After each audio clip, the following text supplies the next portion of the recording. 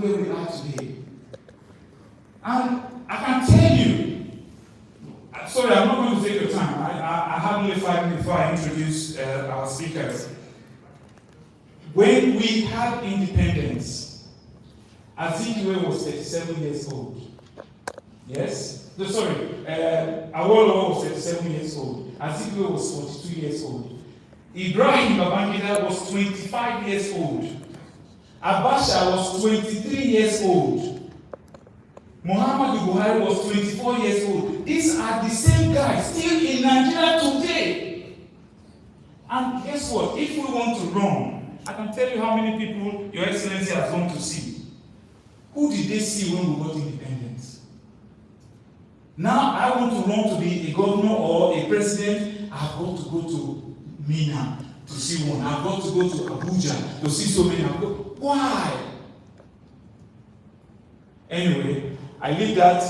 I just want our speakers to be fired up and drill down into these messages and into this conference as we have kicked it off. Thank you very much. Please give me the pleasure to call our, I always use that word, indomitable leader. He is no other person than Senator Yusuf Dati Baba Amen.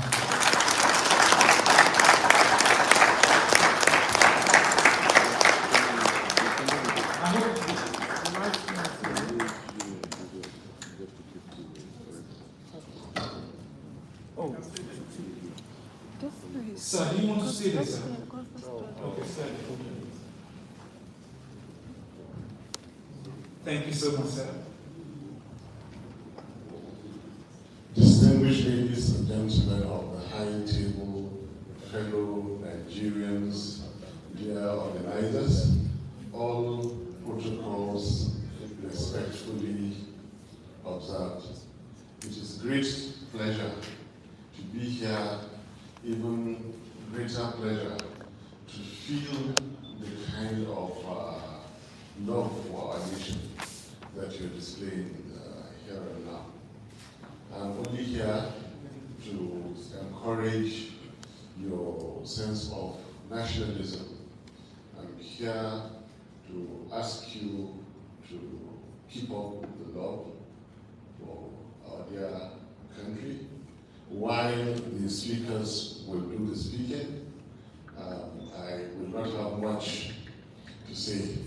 As you very well know, the very little I say, or the very little I have said before now has rattled the system more than anything else. So out of respect for those who have advised before now, I would just like to encourage those who are going to speak, except maybe just making 1 or 2 notes that are fundamental. I have been saying that democracy, as you put it here in the theme, democracy belongs to the people who can practice it. If you can't practice delicate democracy, then it is not for you. Dividends of democracy belongs to the people who can extract it. Human rights and civil liberties belongs to the people who insist, take, and keep it. If you can't, it's simply not for you. So, struggling to practice democracy is very healthy. We'll continue to encourage all of us. Nobody says that democracy is easy. They only didn't tell us how delicate it was. And without going about the 2023 elections now, so no minister will fly to New York and make any allegations against me. If you recall, there is a certain part of the world with very old, rich culture and history, namely the Middle East. Whatever democracy is going to provide, the rulers have provided it. So why do you need it anyway? You are safe, you are wealthy, comfortable even as an ordinary citizen, and democracy will never give it to you. So they were clever enough to stay away from democracy.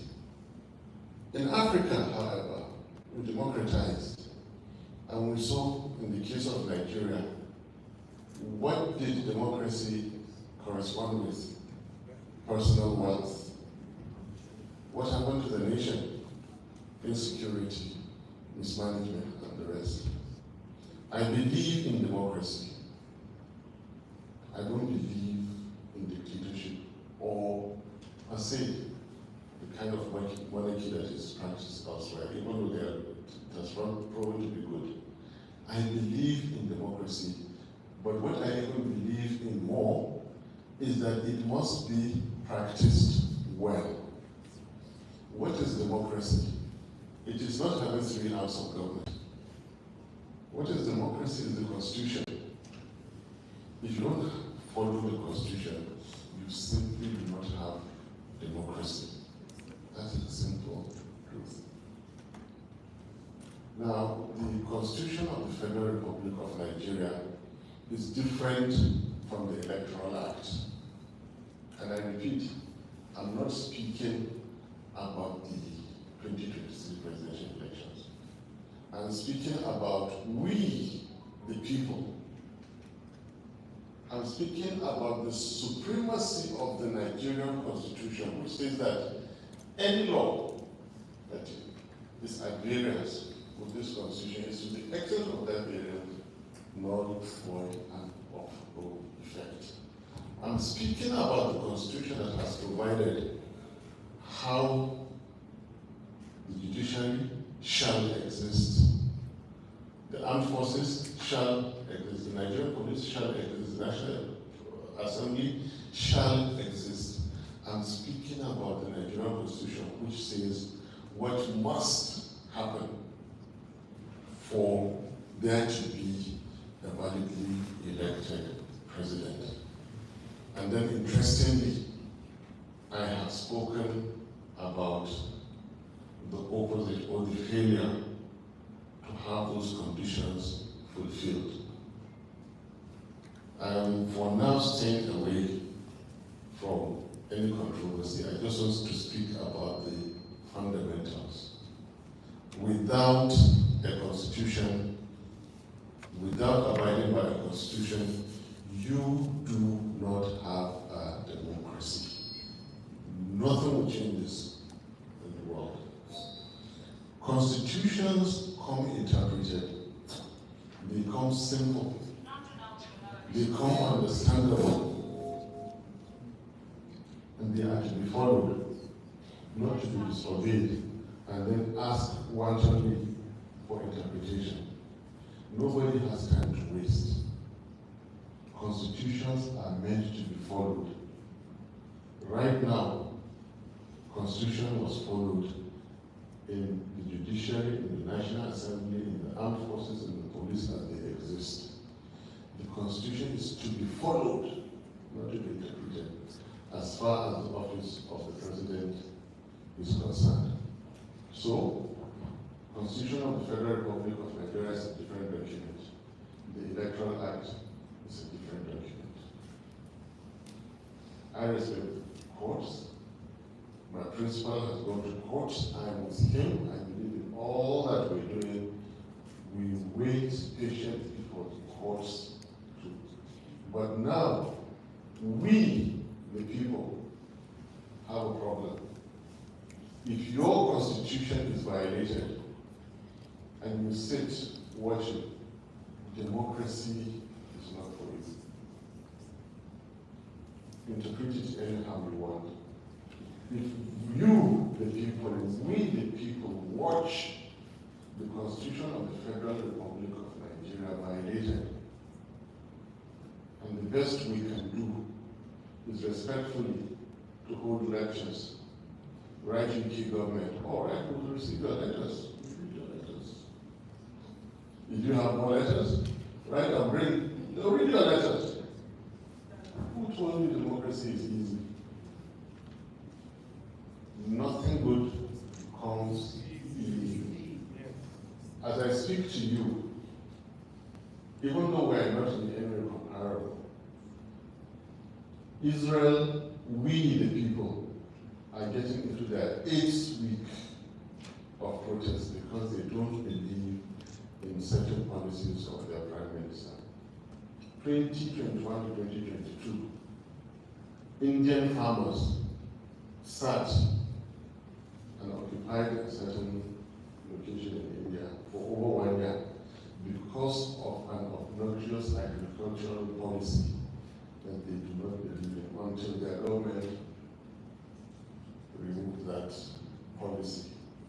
Nigerians, your constitution is brazenly violated in broad daylight, and you're writing letters. Your classmates in the assailing political parties are rigging elections, changing the meaning of your constitution, and you're writing letters and holding conferences. Well, democracy is yours. It's yours to take and build. It's yours to take and play with. Nigerians, our destiny is ours. You can't come here and scare the UK that refugees will come. Yes, they come from everywhere. A few more from Nigeria doesn't make a difference. That's not how to motivate them. Go and practice your democracy, and we'll meet you somewhere and make it work. Nigerians, go and make your democracy work. Thank you.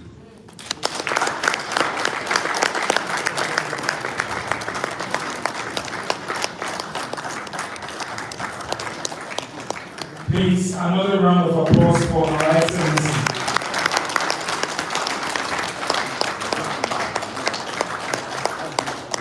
Thank you very much, sir. We have heard loud and clear.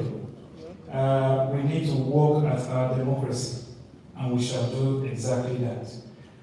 Ladies and gentlemen, I'd like to introduce my colleague who will also help me in anchoring or moderating this event.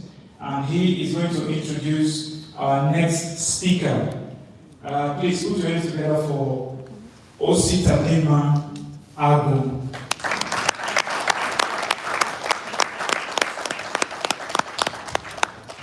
Thank you, dear compatriots.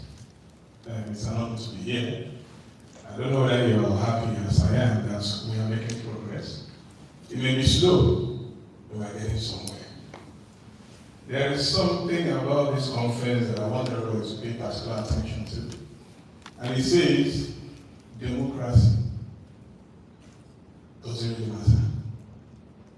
Meaning, Nigeria, the entire Nigeria is on trial because democracy is built on people. If you're talking about democracy and you don't take the people, who are the ones driving democracy? And as our Excellency, Senator That's about what I said.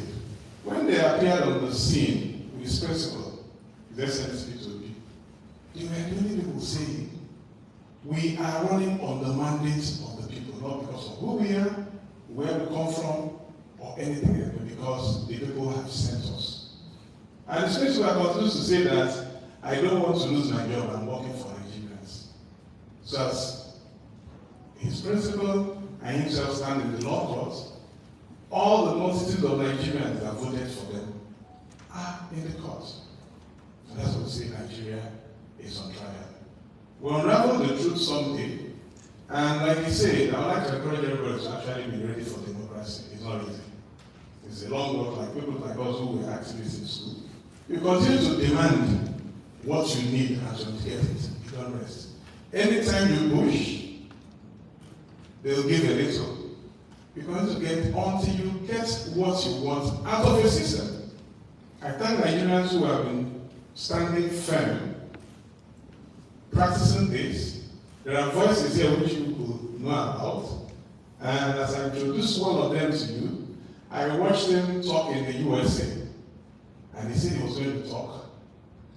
He didn't know the timing. And after talking, he said, oh, I made the fact 10 minutes. I'm talking about no other than Tele Farrow to me. a wonderful scholar, and he calls himself a retired lawyer.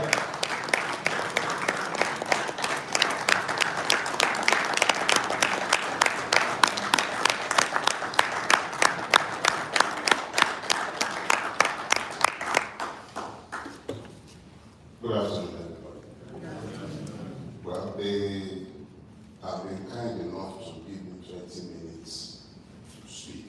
But first thing first, my organic so make I do the proper thing. Good listen. I also know that we have lovers of Nigeria who are not necessarily Nigerians. And then we have Nigerians who have become British. And then we have Nigerians who are British and live in Britain. And then we have those of you who are sensible enough to apply the way when you could. So I greet all of you. So they gave me pretty broad latitude. I've been asked to speak to the subject. What was happening? What happened? What will happen? So when I didn't even realize that I thought it was going to be a question and answer thing. But I saw these and I started asking myself, that was about an hour ago. So what am I now supposed to say with all of this? So it made more and more sense as I kept listening to the different persons I spoke with before we started out. For those of you who speak the King's English, you pardon me, I'll struggle and try my best to make myself, let me call it Nigerian word, hearing. So, what was happening? So I decided that I'll situate the question within the context of the theme. Nigeria on trial.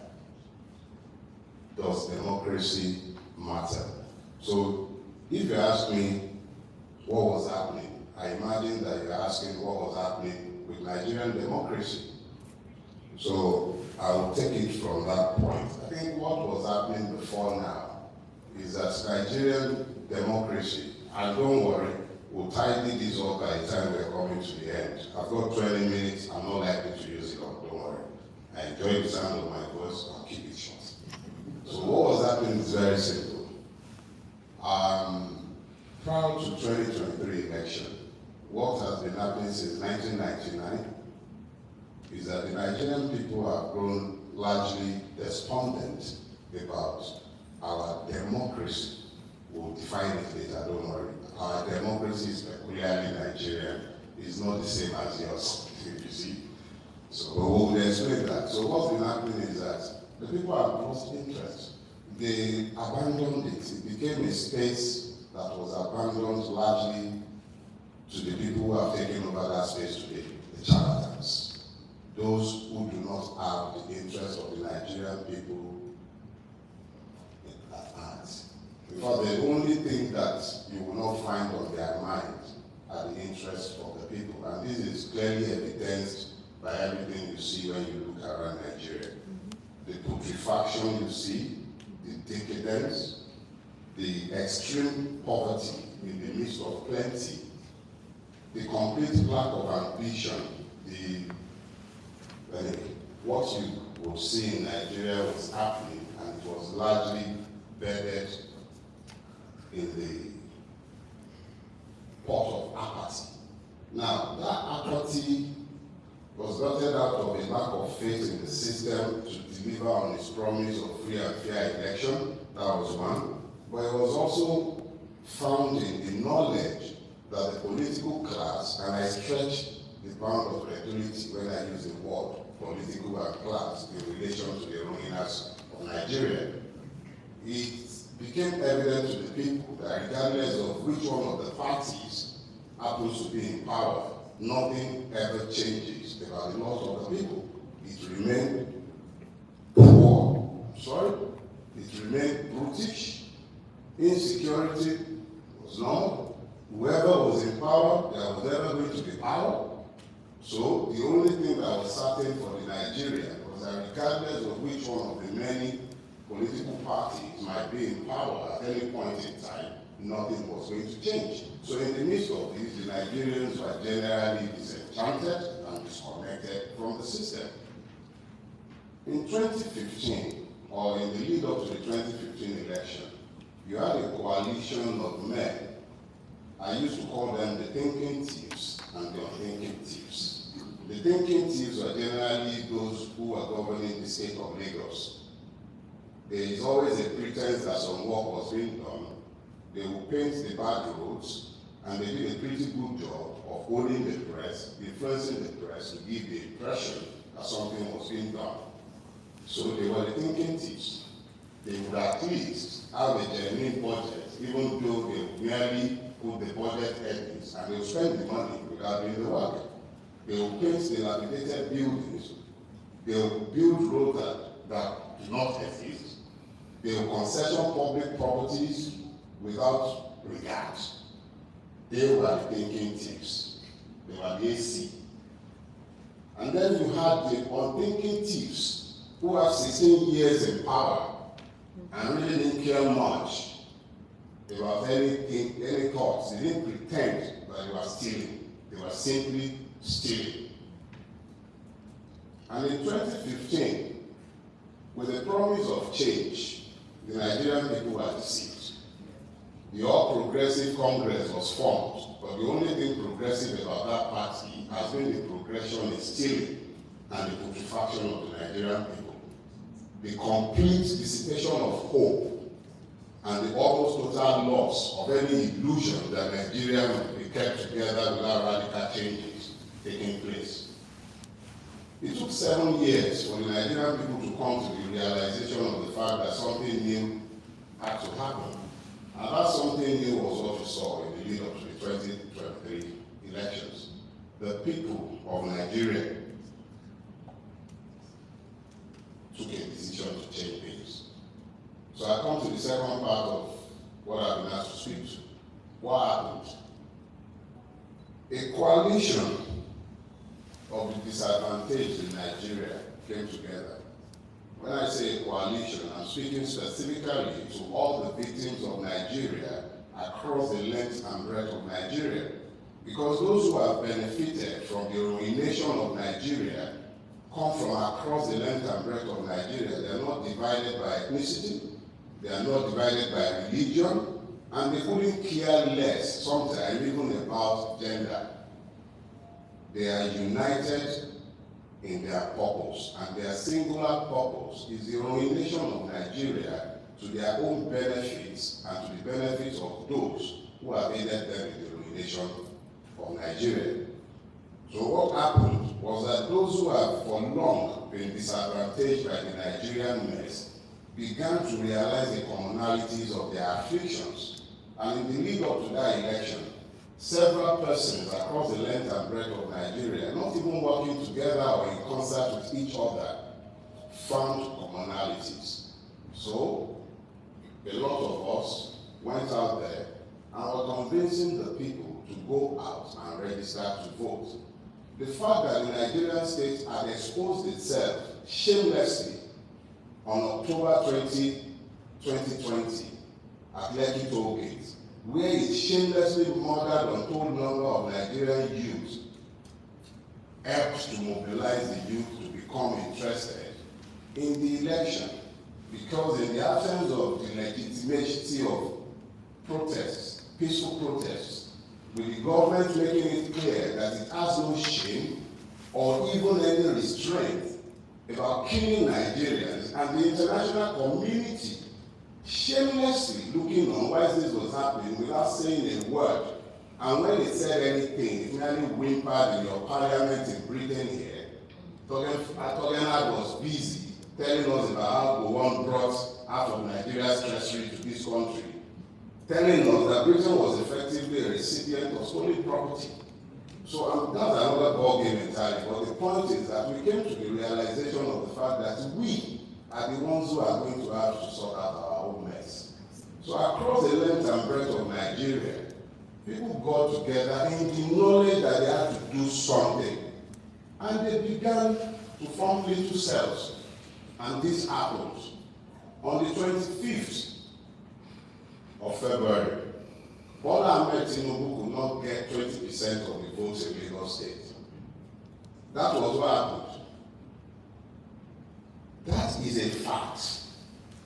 No amount of oro, that they might carry, and that man sat there wearing hat, pretending not to be here. Rosalind continued. He was the one who forced them to start carrying Uru. That was the extent of their fear. That was the extent of their fear. They were so afraid by the result they saw on the 25th of February that they were ashamed to bring out all manner of tribal and ethnic divisions, religious divisions, all manner of hatreds were weaponized in broad daylight. The diplomatic community were there. Unashamedly, some of you in the diaspora were busy clapping this nonsense on. And I look at all of you and I wonder, how do you complain or speak or condemn racism if you, in your own country,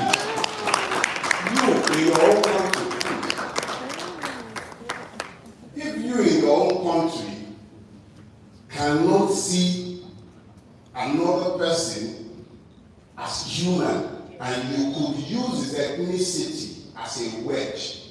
That was what happened in Nigeria. So when you ask what happened, that was what happened. The people found the commonalities of their affliction and they delivered a crushing defeat to the ruling APC on the 25th of February. And after that happened, what then happened? INEC, under Professor Yakubu Mahmoud. These people remember his name, but will not remember him for good. Because what he did is out there in the public space. Those who wish to deodorize the skunk might call it any other thing. But the truth of the matter is that the man in question most shamelessly compromised the integrity of Nigerian election. I was up and I witnessed the election. I voted around 8:43 on the day, PM. The election was tallied at my polling unit around 1:43 a.m. My fellow residents in my neighborhood brought generators, candles, and everything to ensure that INEC was able to do its job. Everybody did their job. The Nigerians, every one of us did our job. The only people who failed us, INEC. That was what happened. So they now told me that, so what will happen? To know what will happen, we have to address the fundamentals that His Excellency mentioned in passing. And fundamentals are important. I'm a Yoruba man. The Yoruba nation is a very old one. It precedes the Nigerian nation. And it's probably as old as the English. I'm proud to say that. My mask that is in your museum here, it dates back before Christ. So let's be clear about that. And one of our fundamental proverbs says this. It says, you say to the crippled, your load is imbalanced. And he says, why are you looking to the load on my head? Why don't you address the imbalance at the base? What will happen? I'll tell you. Nigeria is not possessed of the Constitution. You know, His Excellency was busy talking about the sanctity of the Constitution. Nigeria is not possessed of the Constitution. Nigeria is governed by a decree. It is known as Decree 24 of 1999. It was the parting gift of the military junta that rules Nigeria. The Constitution of Nigeria does not flow from the will of the Nigerian people. So the Nigerian is essentially not a citizen. He is a subject. Citizenship does not fall on your lap. It's a function of evolution. The British evolved their citizenship. And you have to go back into the Magna Carta, dating back to, I think, 10 something. I'm not sure. I think about 10, I'm not sure. It's been a long time since I took courses in jurisprudence, but I do know that the basis of English or British citizenship is in the Magna Carta. It restrains the powers of the king and it forces him to be accountable for his powers. Every power given by law is limited by law. When a power is given by law and is unlimited by law, it simply means that that society is ungoverned by law. Nigeria is not governed by law. We might pretend that it is, and we have done fantastically well for the last 24 years, pretending that we are a democracy that is governed by law. But Yorubas also say that when the house is calm, it is because the bastard in the house is not grown up. When the bastard is matured, the house is going to be upside down.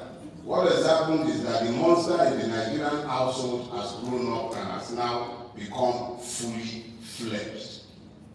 That constitution has always been a lie because it does not flow from the will of the people. It is a military imposition. That military imposition is what has come full circle. And the people now have to decide whether they are happy to live with the lie that is called the Constitution and the monster that it has battered that is called a democracy, but is more fittingly called a democracy. That is on one hand. What will happen, I'm not going to threaten you with the refugee problem. You want it. That's the truth. The British and the rest of the West, the entire world economy is predicated on the assumption of African slavery. I'm sorry to say, but that is the reality. If we ever got our hearts together in Nigeria, our best and brightest would not be in this country, slaving away at jobs that some of your people will not even take. We have brain drain, a major brain drain in my country. But you are the recipient and beneficiary of the very best and brightest of my countrymen. We send our children to come to school in your country and we train them at great expense. The money spent in Britain and other countries every year to train Nigerian children will be sufficient to fix all the problems in our educational system. But I just read that the Nigerian government has declared that it is incapable of sponsoring tertiary education. Question is, how many of the children of the Nigerian middle class, including myself, has been found schooling within Nigeria? That is by design. It has taken our money to prop up the economy of the West. The idiocy of our rulers have assured that your countries are rich whilst we have remained poor. So I'm not here to ask Britain to help us. I don't expect you to help us. I expect no help. But I am here to let those of you who live in this country, Nigerians, if you live here, you need to get up to the idea that you have been blessed and fortunate enough to escape the mess in our country and you are here. You are in a society that works to an extent. It might not always be this, but it's working currently. Where we can talk, you can. When they might hold us down in Nigeria, you can force their partners here who pretend to care about us but not really give anything. Because I'll remind you, and I'll round up with this because I realize I'm close to 20 minutes now. In the immediate aftermath of the NSAS protest, I was asked to attend a meeting with the Western diplomats. And after the meeting, I sat down. I was trying to figure out exactly what the meeting was all about. And I realized that they were just worried about what we were likely to do and how it might affect their own business interests in Nigeria. So I realized that beyond the platitudes that might be offered by any Western or foreign powers, it is entirely up to us to find the solutions to our problems. So thank you for having these in Britain, since they are the ones who created the original mess called Nigeria. But solving the problem called Nigeria is entirely a Nigerian undertaking. How we do it is entirely dependent on us.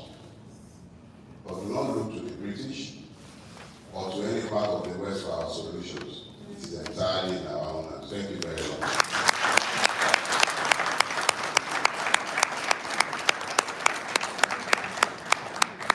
Thank you very much. Please, can we have another round of applause for Daily Parity, please? Thank you very much, sir. I've heard so much about Constitution from Your Excellency and from Daily Parity. I don't know if we know that Nigeria as a nation, we have had 9 constitutions, 9, written for that country. And of the 9, when I heard Your Excellency say, we the people, our constitutions begin with we the people. Go and get a copy of the constitution. But do you know what? We the people are not included when these constitutions are written. They just write and dump on us. As a matter of fact, let me tell you briefly about this constitution. The first one was written by a chap called Clifford in 1922. Richard's constitution was written in 1946. McPherson constitution was written in 1951. Littleton constitution was written in 1954. And an independent constitution was written in 1960, where we had the Queen as the titular head of state for Nigeria. Yes? And then we had the 1963 constitution. All of these constitutions were written, not one we the people were involved in the writing of the constitution. And then we had the 1993 one and 1999, which was a fiat by the military to say, you like to take it. And that's what we're still using today. That's why I think it was Your Excellency who said Decree 43. No, it was the Decree 24. That's what we have. So, we are hearing the messages, sir. Your Excellency, thank you very much, and thank you, Lady Farotimi. Ladies and gentlemen, there is a slight change in our order of the program. I know many of you don't have the program, but on the high table here, they have the program. Please, and please, and please, if you believe in that new Nigeria, don't stand up and leave this hall. You have to listen to what these excellent people, you know, our principal keeps saying that if you call yourself excellency, then the process under which you got there is going to be excellent. Yes? And these are excellent people, I can tell you that. We all know that. So, I'm going to surprise the high table by skipping to Priscilla Mwinko. So, ladies and gentlemen, please put your hands together and welcome Priscilla Mwinko to the high table. Thank you very much.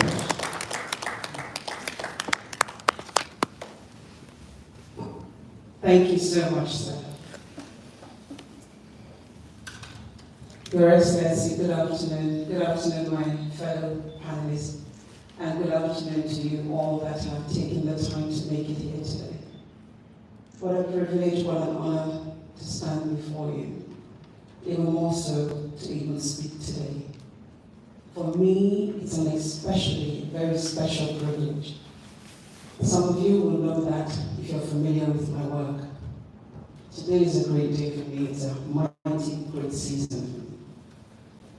So I was asked to speak on the subject matter, the unsaid words, the greatest threats to democracy. For me, that's very simple. So I'm going to take us to 2013. In 2013, here in London, we were all having so many conversations about Nigeria, how we wanted to make changes. We gathered, you know, that was before Zoom, so we gathered in person, here, there, and everywhere. And I remember one day, I came home and I just thought, we're constantly doing this. Some people are talking about, let's put up a website. Others are saying, let's do that. And I came home and I said, Father, what do we do? How are we going to do this? And I just heard, start from the beginning. What is the beginning? The Constitution. And I was thinking, are you for real? Anyway, I was working with Ben Television, as some of us may know. So I got into the office and I approached Alistair Shirley, CEO. And I said, sir, I have an idea. Can we discuss the Constitution on TV on a weekly basis? I didn't want to do it myself, I wanted to find someone else to do it. And he said, you have to do it. And I said, okay, but I have no funding. And he said, so I said, can I have some time? He said, if you don't do it now, I'll take away the airtime. I thought it was a joke. So I carried myself, I prepared myself for the very next week. I got me a constitutional lawyer based here, but she used to teach that in Nigeria.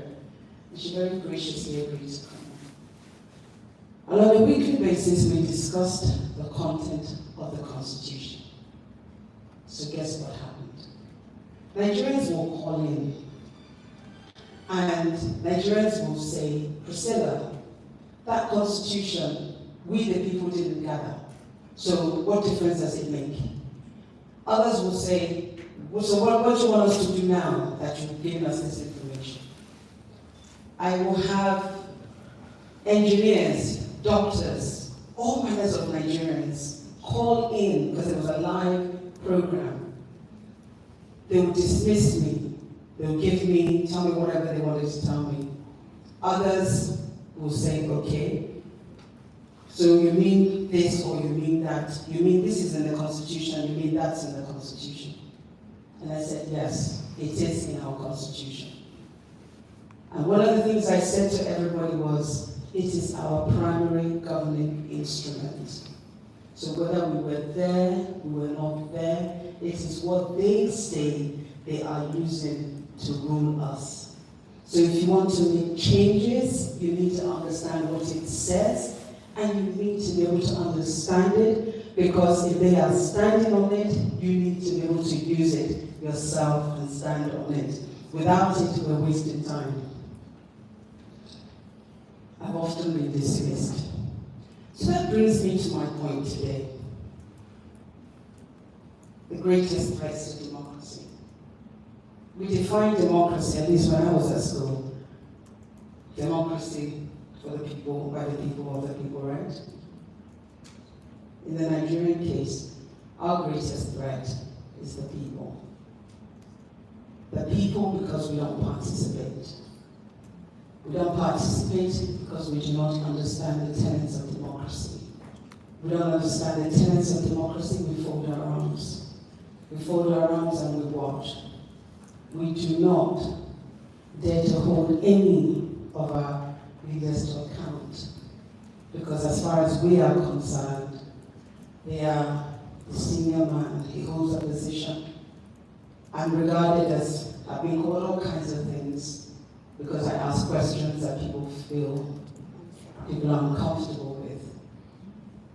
So if I dare to ask a question, I am a woman, who does she think she is?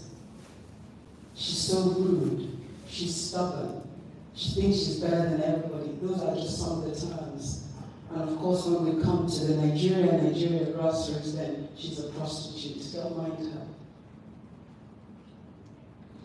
I have, amongst my peers, they will say, well, Priscilla, why would you ask such a question? And I will say, are we okay here? Is your head functioning accordingly?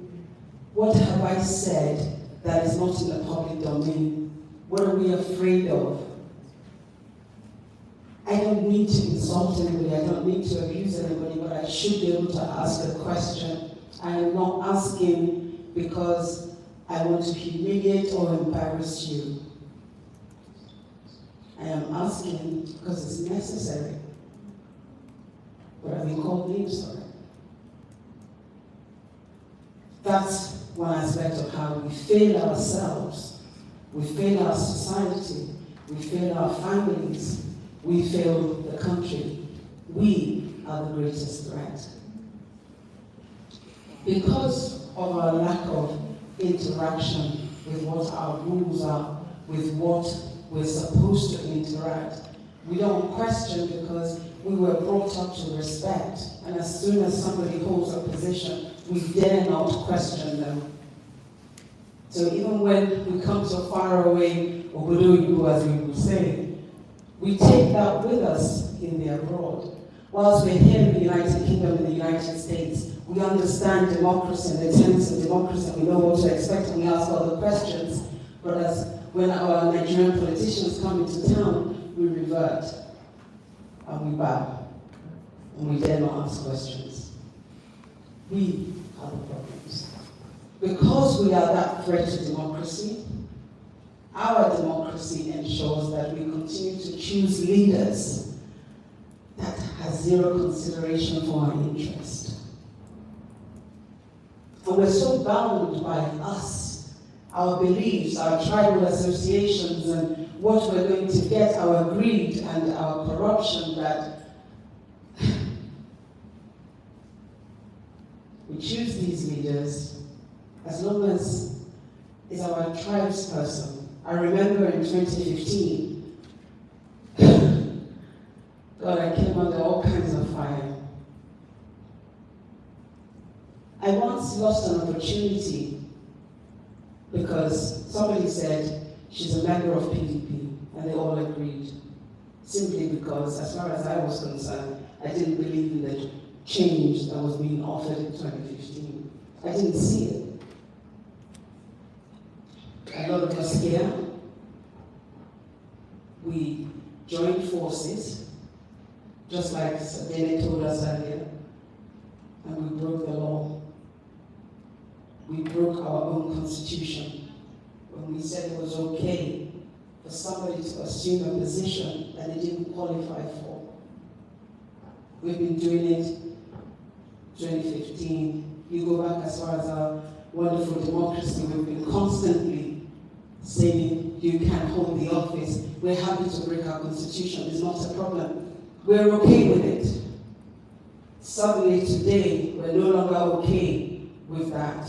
And we expect them to clap for us, to say, oh yeah, sure, just take it and walk away. No, they're not. So our leadership is a problem because we created it. The other problem we have is the question of trust. We don't have trust. Our problem with trust is not just from the fact that we break our own constitutions, we choose the worst leaders, or whatever else it is. It goes a little deeper than that. Our issues with trust, we don't trust one another.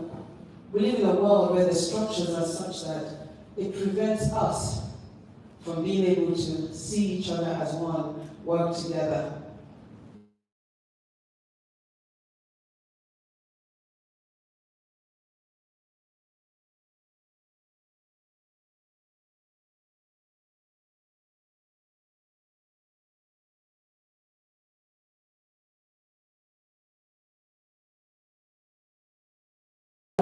And over, and it's often from young men. And that's because they've lost hope.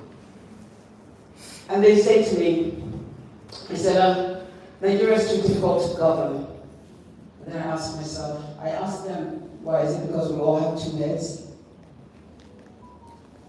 They say, democracy cannot work in Nigeria. I say, why wouldn't it work in Nigeria? We're not human beings. What's the difference? Why do you have such little value for yourself that you don't believe in the change, that you can make the change? So I'm not the only one speaking here today. So I'm going to try and round up. Because we lack understanding of what the tenets of democracy is. We don't understand our institutions can still work in our favor. And right now, everybody has given up to an extent. I have to say something. First of all, I don't belong to any political party, not even here in the United Kingdom. I used to vote a certain way. And then when I realized that actually they weren't really interested in me, I stopped voting for them. And I started voting for a much smaller party because I checked out their policies and I liked it. And people will say, but they're never going to win. I can't give my vote to something I don't believe in. So, when we begin to understand the tenets of democracy, when we begin to stand up, I have to give credit to the Obedients. The Obedients are making my dreams come true. I have to salute every Obedient out there, because as far as I'm concerned, my dreams are coming true. Every Monday, some of you may have heard me on the radio, may have heard me on TV. You know I always stand alone, and I don't care who likes it, who doesn't, who's going to attack me, who's not going to attack me. I say what I say because I think it needs to be said.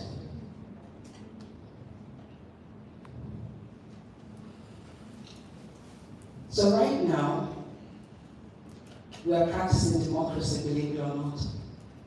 Democracy is being practiced for the first time, at least in my own, since I've lived in the United Kingdom for plenty many years. And over the last, say, 10 or so, I've been more and more involved or interested and connected with Nigeria and Nigerian politics. And so, over this period of time, I can tell you that we're actually starting to practice democracy. How are we doing that? The Obedients are standing up. They're asking questions. The Obedients are, my greatest joy on a daily basis is just going on Twitter and just reading the conversations about the petitions that are being put up, are being discussed. We're discussing our constitution for a change. We're discussing aspects of the law. We're discussing whether or not this works and that doesn't work. And that's what we should have been doing all of this while. Because if we were, we wouldn't be here. However, I do think we needed to go through the Buhari in order for us to be here. Had we continued to have it as we had before, we wouldn't be here. So today we're finally engaging with our constitution. We're finally questioning our constitution. We're finally realizing that it gives you something with one hand, it takes it away with the other. There's one profession after pastoral that is very common in Nigeria: lawyers. But how do we do? We seldom engage with things we need to engage with. So, when we understand that nobody's going to fight for us, when we understand that for Nigeria to change, we have to make those changes, when we understand that in order for us to have the new Nigeria of our dreams, it takes me, it takes you, it takes our children, it takes every Nigerian that we know standing together in oneness. Forgive me, I'm about to say something, and I'm probably going to upset a few people, but I don't get it. For the first time in our election process, we actually had viable candidates, right? Whether it was Kwankwaso, Peter Obi, we actually had viable candidates. This is what I don't understand. How can educated Nigerians, we're very quick to announce our many degrees that goes from here to there, we never stop studying, eminent Nigerians say to their fellow educated Nigerians that we should tell the man that we're told came third, who is happy to go to court, but we're being told to go, the guy with the longest rap sheet that I've ever come across, nothing makes sense. Every day there's an addition, and it's not good. There are no real explanations, there are no denials, there are nothing. So it's fair to say we can accept it to be what it is. But you have eminent, highly educated Nigerians that will be so quick to shove their many degrees down your throat if you dare to not reach them properly. Say, let's beg the guy that came third, that has a clean record, so that we can all submit to this rap sheet. I don't get it. I don't understand it. I will never understand it. I will never understand it. If there was an explanation for it, maybe somebody make it make sense to me. It does not make sense. For highly eminent, educated people, I'm concerned about that. I don't know about you all, but I'm concerned about that. We did it in 2015. We did, remember? And if we do it again, we're breaking the Constitution by ourselves. If we stand together, if we do what the Obedients are doing, the Obedients are holding everybody to account. The Obedients are speaking directly. Listen, I remember one day,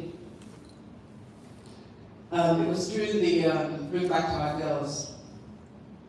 I was at the Foreign and Commonwealth office. I was sitting down for a meeting, and we broached off into a conversation about how they had reached out for Nigeria to help.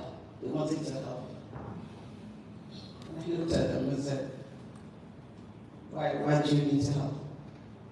I said, look, we're old enough. We should be able to take care of our problems. If we're not old enough, if we're not capable of taking care of our problems and we have an issue, it's not for the British to step in. Everybody's face just kind of changed because that wasn't what they were expecting me to say. So, as Sadele said, he doesn't believe in calling the British to come and help. I'm sure some of you have heard me. It gets on my last nerves when I see Nigerians doing that. However, one thing I will say is that in the time and the season that we're in, I'm starting to see this a little differently. Let's not beg. Let's put them on notice that we don't like what's happening in our country and we don't want that to continue. Because I think when we put them on notice and they realize that there are so many of us who are aware, because one of the other things that is a great threat to democracy is when people have no knowledge of what's going on. When the powers that be understand that you and I are not concerned, we're not interested, we don't know what they're doing, we're not paying attention, they make changes. It's happening right now here in the United Kingdom as you and I speak, since COVID. Laws are being made under our very nose and eyes and we don't know. It's taking away our liberty. But most of us are dead to it, so they're getting away with it. The democracy we think we're enjoying here, it will take the grace of God if we're not all prisoners very soon. But the good thing is, we're putting everybody on notice to say, we don't want this in Nigeria. And as long as we can continue with that, the more voices that are raised on a daily basis, whether it's to retweet something, whether it's to add your voices to the call, we don't want this. We have to do it publicly, because then they get the message. The people are awake, because that's what this is, an awakening. So I'm going to round off because I think I've overspoken. And I just want to say that we can no longer make excuses. We can't come this far and go back. I've read that petition. I've read the various petitions. And I've never come across such a strong petition before the Nigerian judiciary. Make no mistakes, change is here. And we must all remember this. It is our problem. I say this every Monday evening. I would have said it tonight if I was back there in good time. I say it every Monday evening on the little radio program. It's our problem. Oh, let me tell you something else about that program. So in 2015, we fought ferociously. They fought me, I fought back. They told me I didn't know what I was talking about. I told them what this administration will be for each and every one of us. And I left them with this. I said, I just hope.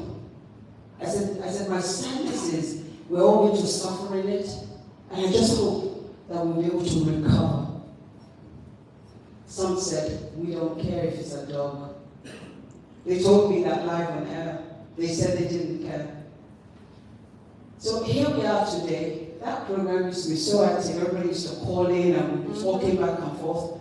They can't call in anymore. People are too embarrassed. I don't mind. They're too embarrassed to call in. They feel that, they can't engage with me because they can't get over the fact that it is happening.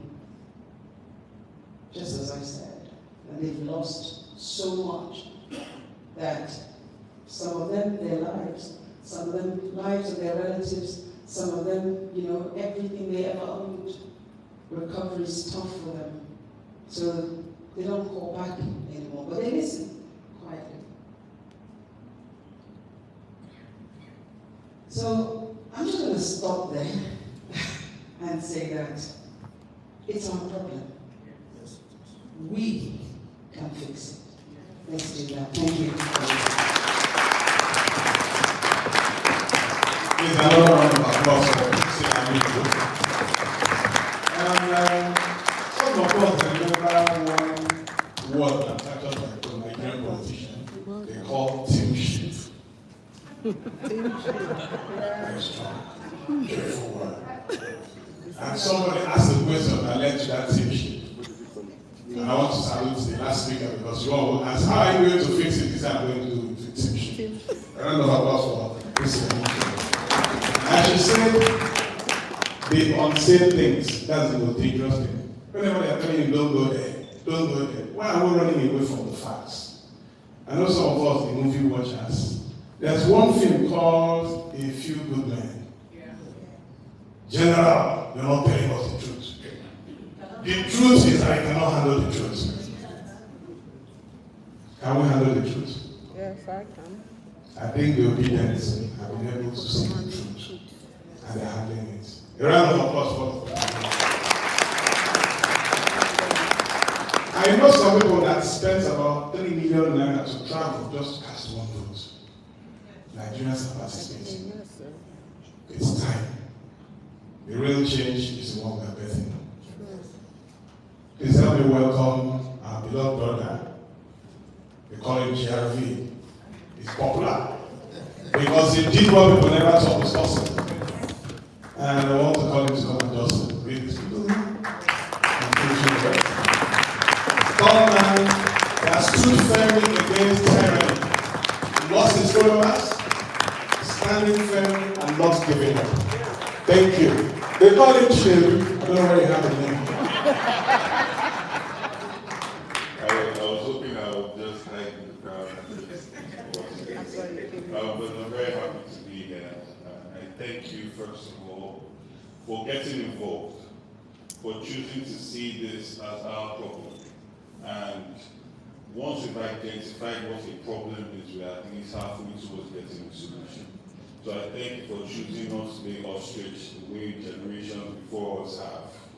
And have given us the problem which we now have to solve. So thank you, thank you, thank you. For me, I feel that this election, I cannot be more proud of the generation that I went into this election with. This is my third election. The first I contested for local government chairman under COA party. And I remember I would go and talk to people and you ask them how many people are registered and less than 10% of the whole had to start. And then you see a remarkable jump where people decided that we were no longer leaving politics to politicians.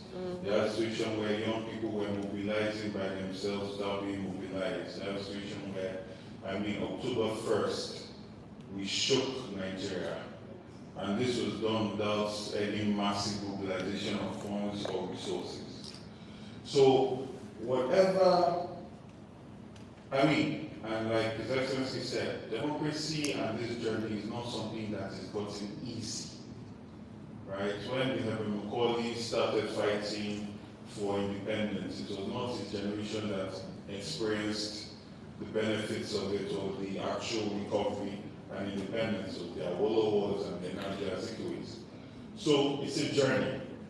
The most important thing is what we're doing now, which is persistence, consistency.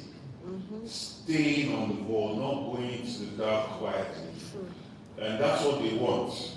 They want you to stop tweeting, they want you to go on holiday, they want you to be quiet. But that's not going to happen. And I'm going to say that I want you to be encouraged. We made history, right? We brought back the idea that ideas matter in politics. We brought back the notion that, integrity, competence, and capacity matters. It's no longer about how many thoughts you have or how much you can use to buy votes, right? And that is never going to be erased out of the histories.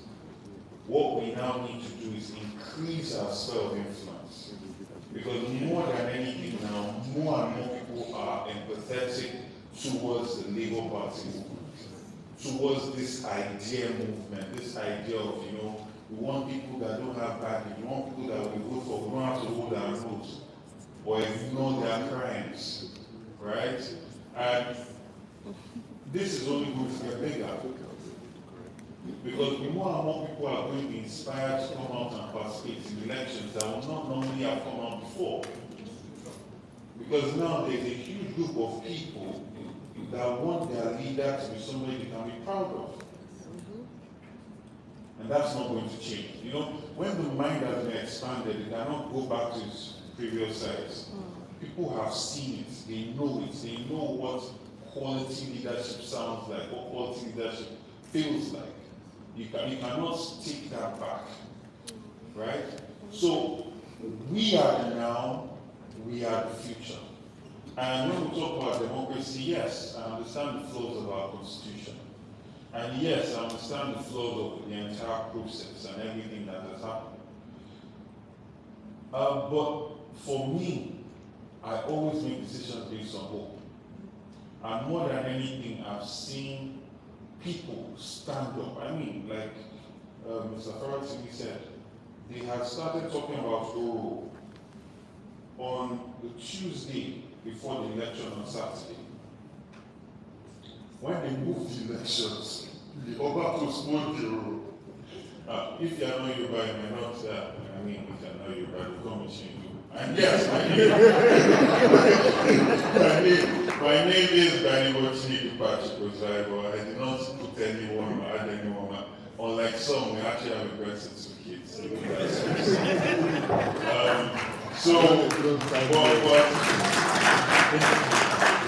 But what I would say is that if you know about Oro is a right that used to cleanse the land, and it's done at night. And it's only engaged people that belong to the Oro cult are the only ones that can see it. So when you see traditional institutions doing something during the day, you realize the extent of their desperation. Exactly. And even with all of that, people still came out.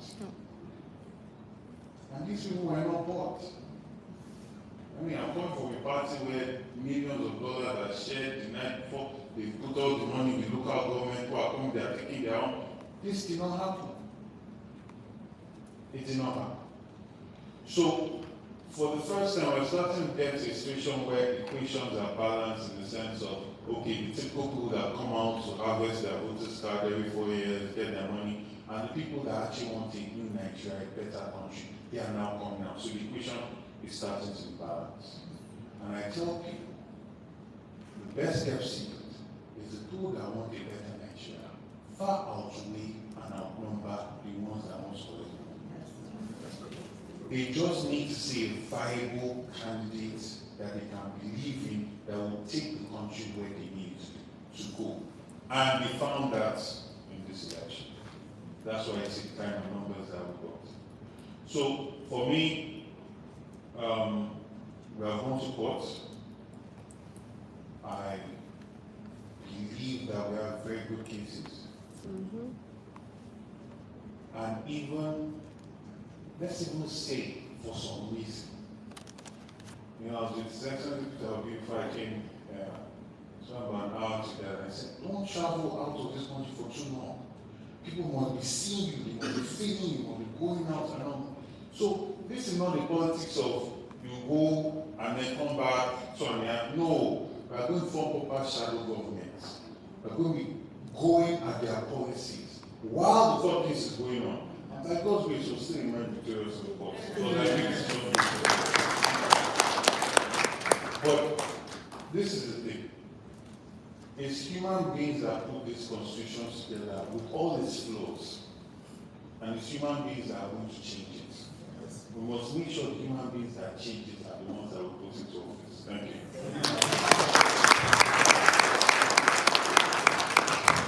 Thank you very much, sir.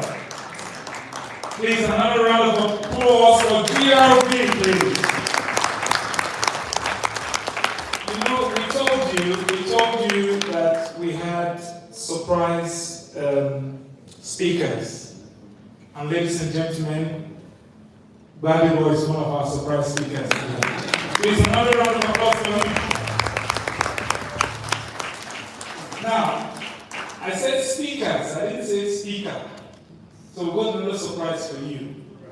Now, before I introduce this surprise that is coming, I read an article, I think this was May, I think the article was published in April. I read this and I'm like, wow, this is huge. And what I did, I used my computer voice audio to read the message.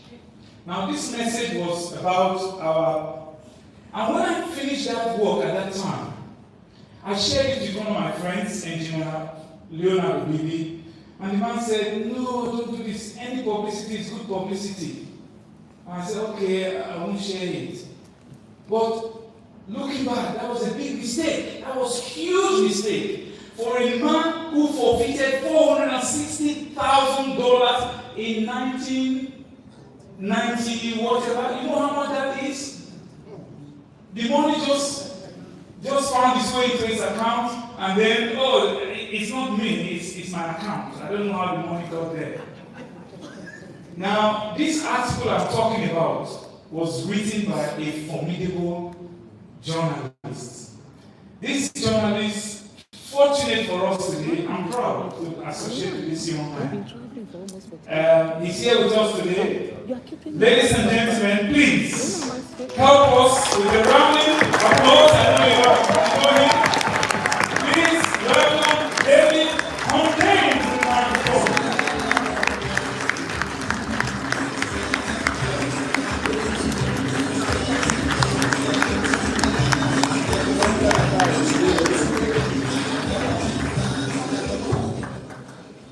Thank you. Don't have much of a speaking voice, but we'll get through this. So, good afternoon, my name is David Fontaine, and before I get started, I want to quickly do a piece of audience participation. So, with a show of hands, please indicate whether you've ever heard of the two following entities. So, the first is called the Korean Social Democratic Party. And the second is called the Chondoist Chong Party. Have you ever heard of it? Well, never had I until a few months ago. In case you're wondering, these are both political parties in Korea, North Korea. Yes, elections are held in North Korea. North Korea holds national and local parliamentary elections every 4 years. Something similar happens in China, which is also a one-party state, but it holds parliamentary elections every 5 years. Why am I mentioning this? Now, as many of you may know, I'm a journalist who fled Nigeria in 2020. I currently live under refugee protection as a result of the work that I do. And whenever I talk about my work with people who are not really that familiar with Nigeria, the question they always ask is, but why? It's not that they think I'm lying, it's that they don't really understand what it is about Nigeria that would lead to this kind of outcome. On the surface, Nigeria doesn't fit the profile of what you expect your stereotypical African, authoritarian states to look like. We regularly hold elections. In fact, we just held them. We have a thriving private media space. We have constitutionally defined separation of powers. We have our 99 Constitution defines freedom of expression, freedom of association as inalienable human rights. We have an independent National Electoral Commission. We even have a Freedom of Information Act. So, on the surface, we tick most of the boxes that lead us to be classified in theory as an electoral democracy. This is what I call performance democracy.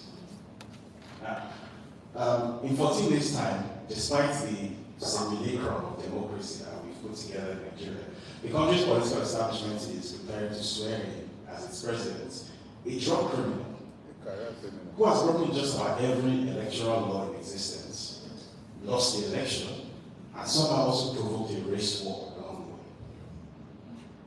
So clearly something is wrong here. If democracy is defined as government of the people, for the people, by the people, then a presidential candidate who was emphatically rejected by the people at the polls, whose age is 4 times the median age of Nigeria, so clearly this person is not demographically representative of the Nigerian population, and who believes that the presidency is his manifest destiny because it's his turn. How exactly is that democratic? The answer, of course, is that merely holding an election or something that closely resembles an election, only for it to announce a predetermined winner, regardless of what the party say about it, is not democracy or anything close to it. As I mentioned when I started, even North Korea and China hold elections. There's nothing special about elections. In fact, North Korea's official name is the Democratic People's Republic of Korea. But certainly none of you would suggest that the fact that it calls itself democratic and it holds elections makes it a democracy.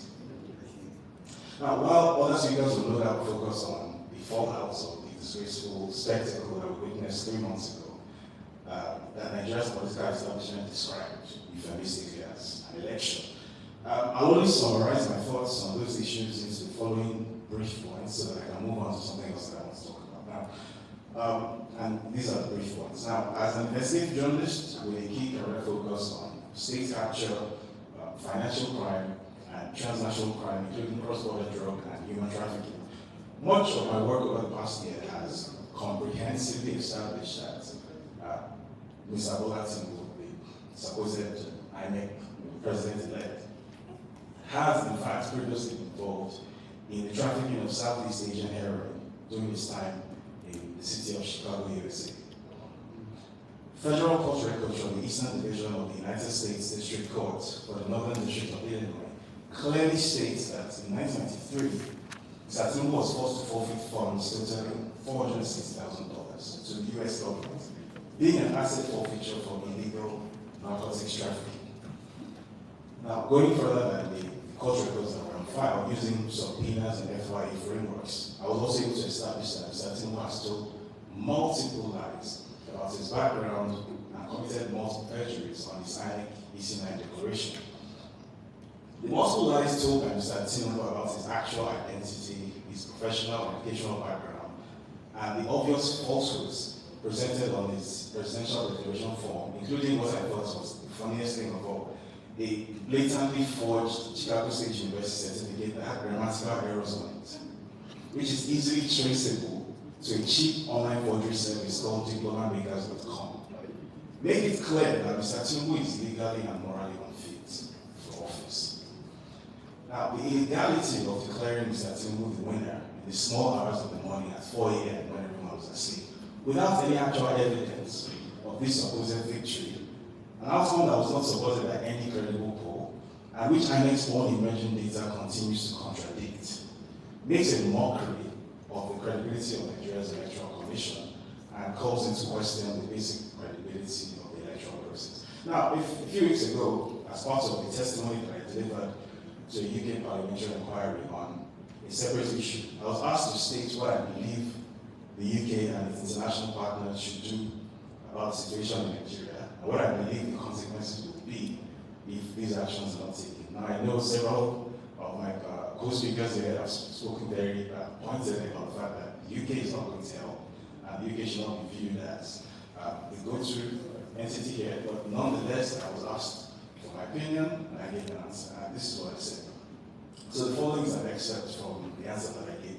I said, the international community needs to impose sanctions on individuals and organizations that have played and are playing key roles in destroying democracy in Nigeria through electoral malpractice and media narrative astroturfing and propaganda that assists the unapologetically fascist positioning being adopted by the ruling regime.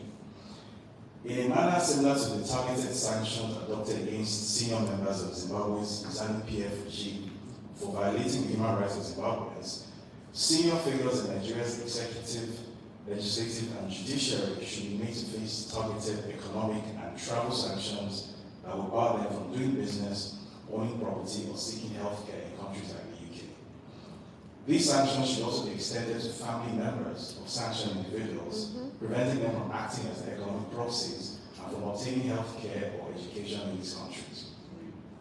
If no action is taken, my assessment is that Nigeria as a whole will become fundamentally destabilized when the sharp divide between the leadership and the people becomes impossible to mitigate or work around.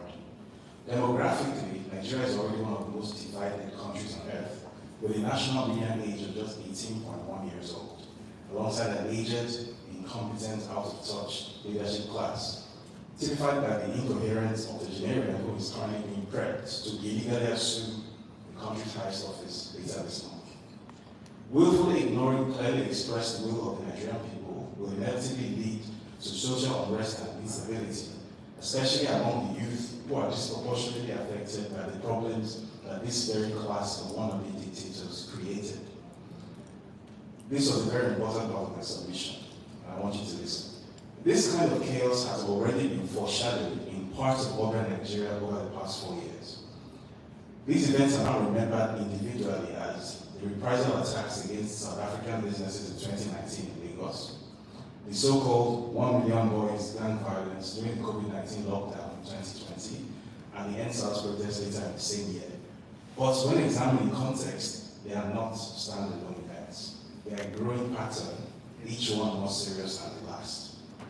If the pattern persists, we will not be considering a Nigerian civil conflict or a West African regional crisis, but a major global humanitarian catastrophe that will engulf Africa and Europe. It is important to remember that essentially all of Nigeria's 200 million residents are basically two national borders and one British Mediterranean crossing away from Europe.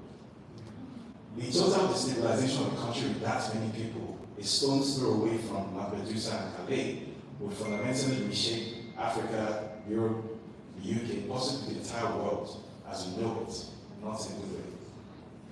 So those are my words to Parliament a few weeks ago. And I have an addendum. It is that if the UK actually has a commitment to promoting democracy in Nigeria and promoting good leadership in Nigeria the way it says it does, then we need to demonstrate that commitment by refusing to allow the very kleptocrats and criminals who subvert Nigeria's democracy from obtaining political legitimacy here and parking their money here. A few days ago, a Bloomberg investigation exposed the existence of the Nigerian state's corruption enterprise involving the proceeds of oil thefts, which were laundered through the purchase of a mansion here in London.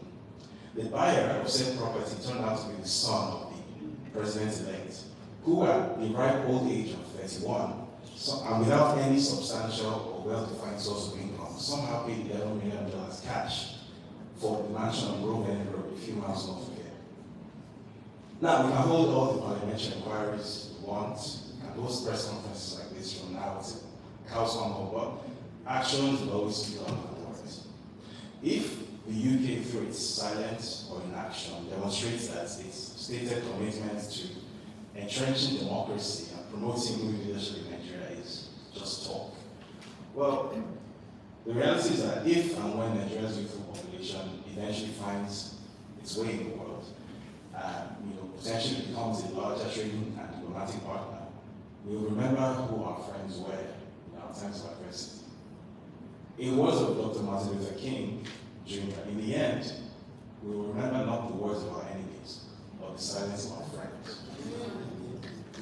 Now, my final words are aimed directly at the elements in Nigeria's political, judicial, and security establishment who, if they are not central to it, are enabling this brazen attempt to end all meaningful democracy as we know it in Nigeria. Because I know they're watching this. Now, 14 years ago, in 2009, I remember I was watching TV and there was a breaking story that came out. And it was this story about some Nigerian guy who tried to blow up the transatlantic flight using plastic explosives sewn into his underwear. It became an internet meme at the time, the underpants bomber. Now, at the time, as Nigerians, I was in university and I was in university in Hull. There was a bit of a fallout there. His cousin also happened to be at the University of Hull. His cousin wasn't able to come back to the UK because he traveled for the Christmas. But at the time, to us, all we were worried about was maybe like potentially there would be a bit more visa scrutiny, maybe some people would refuse visa. But the concept of the Nigerian suicide bomber was just so unheard of to us that it became material for like Facebook viral comedy videos and basketball punchlines and 90,000 laughs. Imagine a whole Nigerian blowing himself up. Nigerians that love life so much. It was very fun. And then 2011 happened again. This time in Abuja. 2017 he died. Then it happened again in Badala, it happened in Kadaka, it happened in Damaturu, it happened in Jos, it happened in Maiduguri, and it stopped being fun. The deaths piled into hundreds, and almost overnight, Nigerian suicide bomber went from being some sort of ethereal joke punchline to become a very real thing that we saw on the pages of Punch and Vanguard newspaper. Those Facebook viral videos from 2009 stopped it. Comedians stopped mentioning suicide bomb. Now, why am I telling you this story? The thing about established orders is that they count on their own inertia. They don't believe that things can or will ever actually change until they do. Legend has it that during the fall of Rome, right at the moment when the barbarians were overrunning the gates of the city's legislators were locked in a debate on the subject. If a fly falls into holy ointment, is the ointment then tainted, or does the fly become holy? And then, of course, the barbarians broke in and the question didn't matter anymore. The thing is, no matter how elastic a people might be, there is always a breaking point. We just haven't found that breaking point yet. If you've been paying attention, the signs are already there. I mentioned earlier that the 2019 and 2020 riots in Lagos, which came before NSARS, were both parts of an escalating pattern. What I did not mention was that the next time young Nigerians hit the streets, they will do so fully expecting you to shoot them down as you did during NSARS, which means that they will have nothing to lose. That's right. Which makes them infinitely more dangerous. In case you still don't understand what the 2023 election was and is, you should see it as one final opportunity to exit relatively gracefully and leave the young people whom you have failed woefully to clean up the mess that you created. That is all they've asked for, their votes, and you still have the opportunity to avoid making a bigger mess. It's not too late for you to make things right, but having said that, if history is any judge, we know what you are most likely to do. And if it happens that way, well, I've spent 10 minutes explaining how it will inevitably end for you, for us, for Nigeria. I'm going to pray for it to happen, but if it does, maybe we'll host another press conference.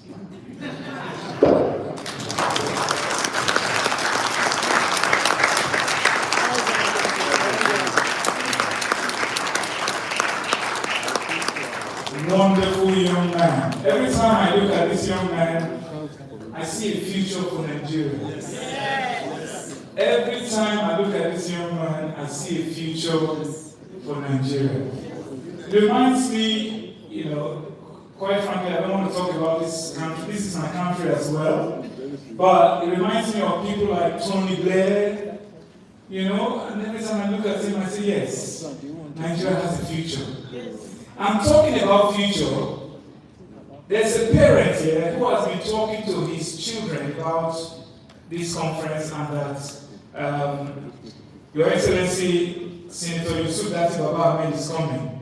And the children said, Daddy, you must take us there, you must take us there. So when he came to me and said, the children actually said, yes, they want to go and greet Your Excellency. I said, okay, I will have to, I need permission from Your Excellency for them to come, but please, where are the kids? I think I saw twins. These are the future of our country. Please, parents, do this always to our children, the future of our country. They have a lesson at 5 o'clock and they left school. They are still in their school uniform.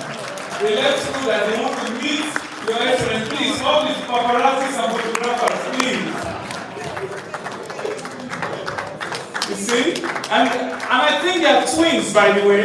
Yeah, they look like twins. Please, paparazzi, photos, please.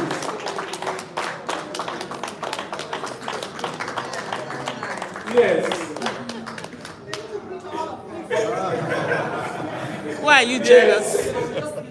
It's not you they ask, so why are you jealous? Yes. Wonderful children. Please, parents, let's do this to our children. The future for Nigeria is bright. It's really, really bright.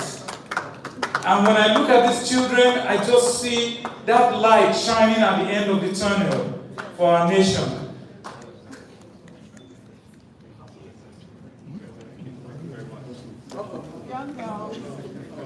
Well done. And the future of Nigeria. Yes.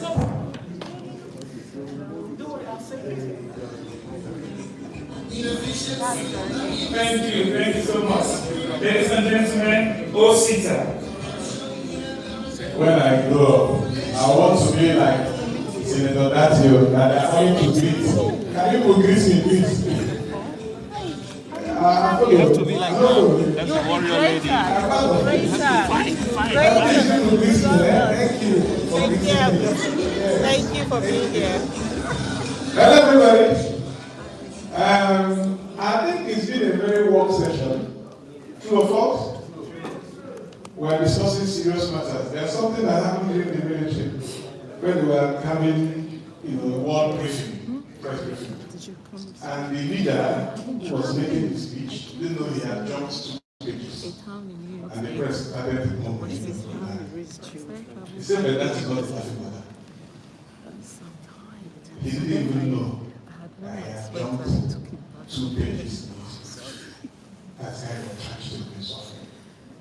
Because some speeches are written, and those young carries it and be looking at it. We're gone are the days of speeches that are written by other people. We have candidates who speak from their hearts. And that's why Nigerians follow them.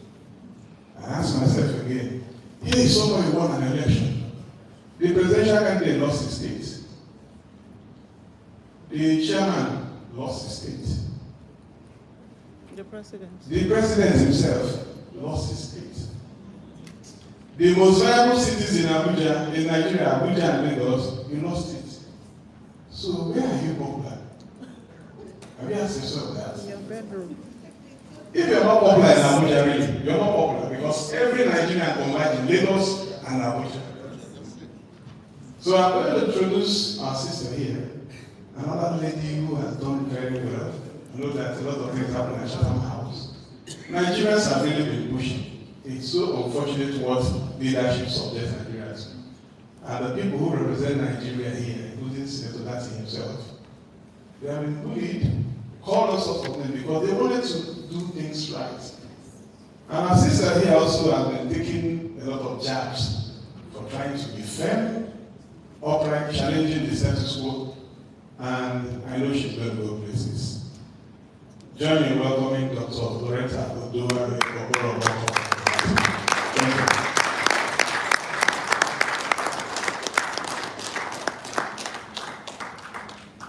Thank you very much to one of the most hardworking men I've met.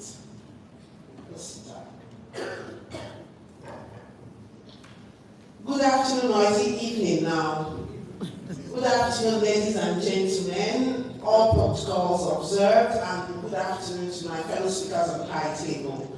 My name is Loretta Oduwari Ugbo, and I come from a state where we say that we share the term kingdom with the United Kingdom, Edo State. That's where you have the second kingdom in this world. And what pains me the most is that sometimes I have to take my daughter to the British Museum to see our own heritage as a people. But I have come to England and I have been a first-generation migrant. And every day I give my best and my all to England, which is now my host country. I still remember what is happening in my own home nation, which is the source country for all forms of, would I call it labor in quotes, and even to a large extent, contemporary slavery. Because if you are here as a doctor, as a barrister, as a journalist, there is still that thing that happens, and you know that somewhere someone is placing a glass ceiling. Do we want to abandon our home on the altar of our host nations? Or do we want to get our host nations galvanized so that they take the reins and actually help us fix our home nations. With that, I'm going to say a big well done to all those who have organized this conference today. I want to thank people who have traveled from afar and come here to come and actually amplify the voices of Nigerians. As it crossed our minds that in every population there is a critical mass. That critical mass is very, very minuscule. That critical mass is tiny. Today, we have the critical mass of Nigeria in this room. And importantly, the critical mass drives the majority. So I'm telling us today that our 200 million strong population is actually depending on us to amplify their voices and let the world know what we know, what has happened. I've been asked to speak in this conference today about Nigeria's democracy being on trial. And specifically, I was told to speak of Nigeria in the labor room. The world is watching. I don't know if the organizers chose that term because they know I'm a consultant obstetrician and gynecologist, or whether they just, were led by the Spirit. But I'll try and do justice. In my experience as an obstetrician and gynecologist, pregnancy and labor are processes. However, there are processes that are physiological and processes that are marked by nature in a way that nature does not want anything to go wrong. That's the truth. Nature wants to achieve a decent pregnancy and a delivery where mother and child is alive and well. That's nature. And people look forward to pregnancy and labor with great expectations. However, since gaining our own independence in 1960 from the British, Nigeria has been pregnant. We've been pregnant with potentials and with promises. We've been pregnant with ideas. We've been pregnant with all the good things in our mind. But we've had an inertia to go into labor and beg and deliver this pregnancy. Through military coups and successive governments, we have underperformed. And all of these hydra-headed challenges have made our country to become one in a gestational state of growth restriction. However, enter 2023. And in 2023, what happened? Nigeria went into labor with the presidential election of February the 25th. It was a unique time in the history of our beloved country. For the second time in Nigeria's history, citizens were not seeing religious divide. Citizens were not seeing ethnic divide. Citizens were not seeing age divide. Citizens were united by a common front. Nigerians took their destinies in their own hands and we headed to the polls. The distinctive characteristics of 2023 is well documented in databases that are public. There was a swelling of all our registered voters. There was increased engagement. And even when I went to the polling units, I saw my countrymen. I saw my countrywomen. What happened? They came with their water bottles. They came with their chargers. They came with musical instruments. They were determined to stay there and see the end of the counting. They believed in INEC. Nigerians had come to a realization of what my father had always told me when I was growing up, that it is only Nigerians that can change Nigeria for Nigerians. We may have the help of other people.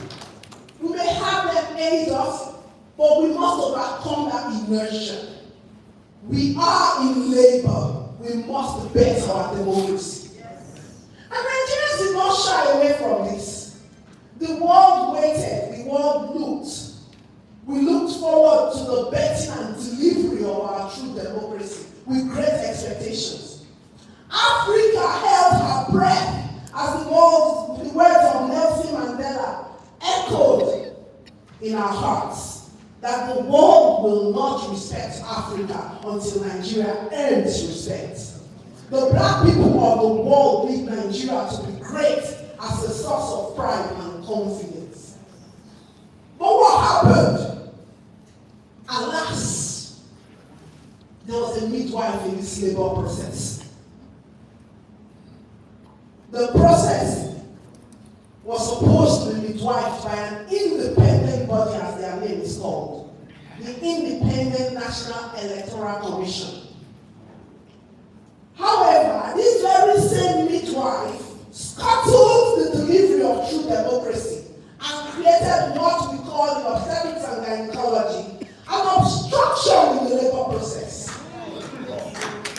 The labor process had come to a halt due to no fault of the mother, in this case, Nigeria. Nor was the child not ready to be better. But somebody had put in an obstruction somewhere. Going by the results of many Nigerians like me and my sister here and everybody on this table, and many of the Nigerians who are watching everywhere in the world today, and those of us who are in the field, electoral materials were coming at 2 p.m. Egbon said it. They never wrote me. I was there in my polling booth. They came at about 1:30. Every step of the way, an obstacle was put to scuttle Nigerians. And then the promises of INEC, they came to naught. The portals for announcing results, transmission of results, all of them came to naught. A constitutional crisis has arisen just from the fact that the midwife in this whole process has decided not to entertain value for Nigerian lives. However, the birth of a new Nigeria is always seeing the obedient movement and the things that have been happening. It may be stalled, there may be an obstruction, but it cannot be aborted. The delivery of this new Nigeria is only being delayed. And today we look to the Nigerian judiciary to continue the midwifery process. They have now taken it away from those who are supposed to be independent, who were fully dependent. What they were dependent on, you can guess. A new Nigeria is going to arise. And today we are saying to the international community that they have a role to play. Some of us may disagree, but they do have a role to play. We cannot be some of the numbers that swell the biggest migrant workforce and they want to make life unbearable for our relatives at home. What will happen is that we will not provide proper services even in these countries. They must help us to magnify what it means for Nigerians to bet true democracy. They cannot be ostriches burying their necks in the sand in this process. The kind of true democracy that played itself out in December in this country. Our Prime Minister, Rishi Sunak, was wishing this country Merry Christmas. And somebody pointed it out that he was not wearing his silk belt. The Constitution swung into action. Rishi Sunak was fined and Rishi Sunak paid the fine. That is constitutional work. So why should we turn a blind eye? And I tweeted right back to my Prime Minister when he congratulated current governor at government select.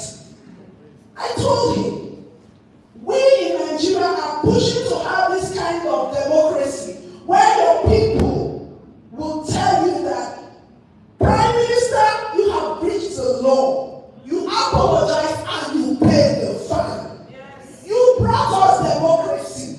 You must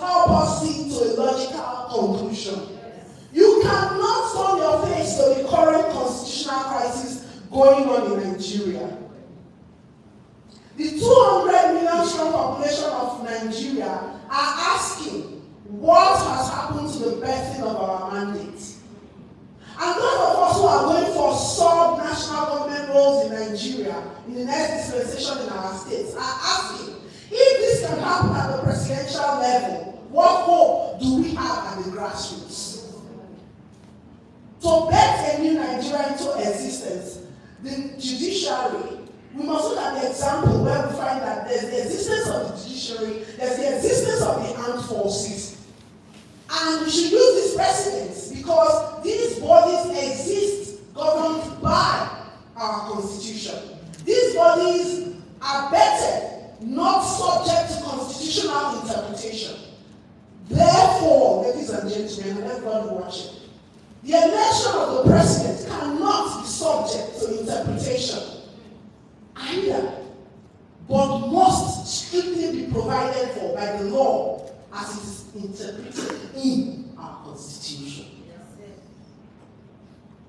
So, the labor room is being keenly watched by the whole world, this labor room of Nigeria, and our judiciary, who has taken over the battle to resolve the current constitutional crisis, are being watched. They have to indeed rise up to this occasion. And the Western world, who plays host to most of Nigeria's migrant population, either legal or illegal migration as the case may be, will have a lot to lose if Nigerians are displaced, if Nigerians are not mentally stable. So they must build their searchlight on this constitutional process resolution that is going on by our judiciary. I'll modify the words of JFK and say, he did tell us, he said, democracy is not perfect and freedom has got its difficulties. But all the same, we've never had to put up a wall to keep our people in. We are not going to put up a wall to keep in the betting process and the delivery of Nigeria's true democracy. It may look like chaos right now. It may look like there's confusion, but out there to everybody, I'm going to say, keep hope alive. It is a marathon. It is not a sprint. And I'm going to leave us by explaining the story of the phoenix. The phoenix is a bird that rises out of chaos, mythology has it, and rises stronger than when the chaos started. It rises right out of the fire. The current fire we're having in Nigeria's labor room is actually distilling Nigeria. And like the phoenix, this idea whose time has come is going to be better and is going to rise up from all of this chaos. Thank you very much, ladies and gentlemen.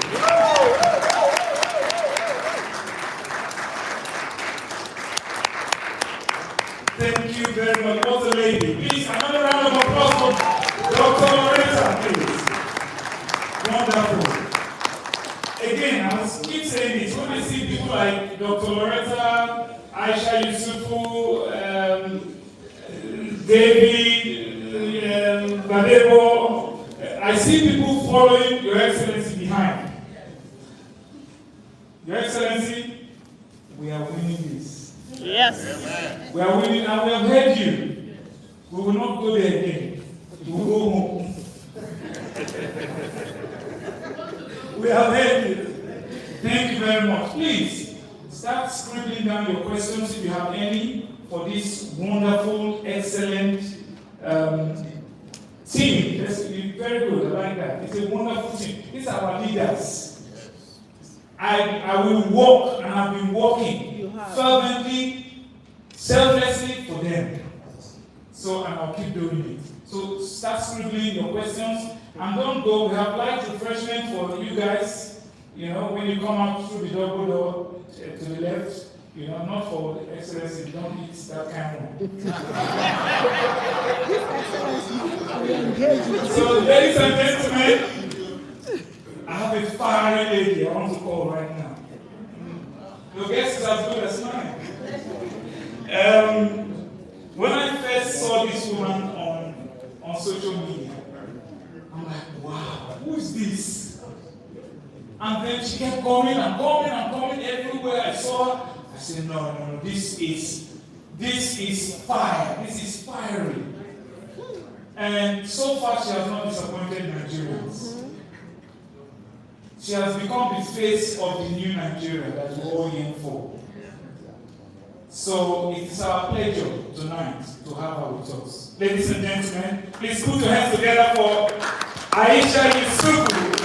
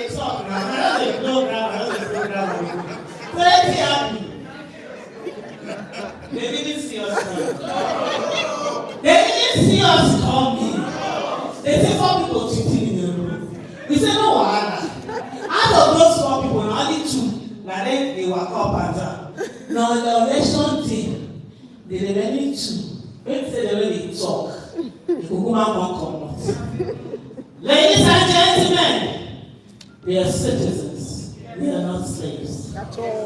We are citizens. We are not slaves. And Nigeria belongs to all of us. No Nigerian is more Nigerian than any Nigerian. No region is more region than any region. And we must have a country where the child of nobody can become somebody without knowing anybody. For those who do not understand, yesterday's victims were once survivors. Today's victims were yesterday's survivors. And tomorrow's victims will be today's survivors. The question we always ask is, who is next? Who is next? And being a victim in Nigeria is not a matter of if, it's a matter of when.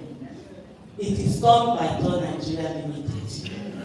Because there are people who think they have escaped. But you know what? Nigeria will wait. And that day when you come, I will show everyone when. You know, my brother was saying that for those who are lucky to escape. So it is in us to ensure that things work in Nigeria. And that was what the 2023 election was all about.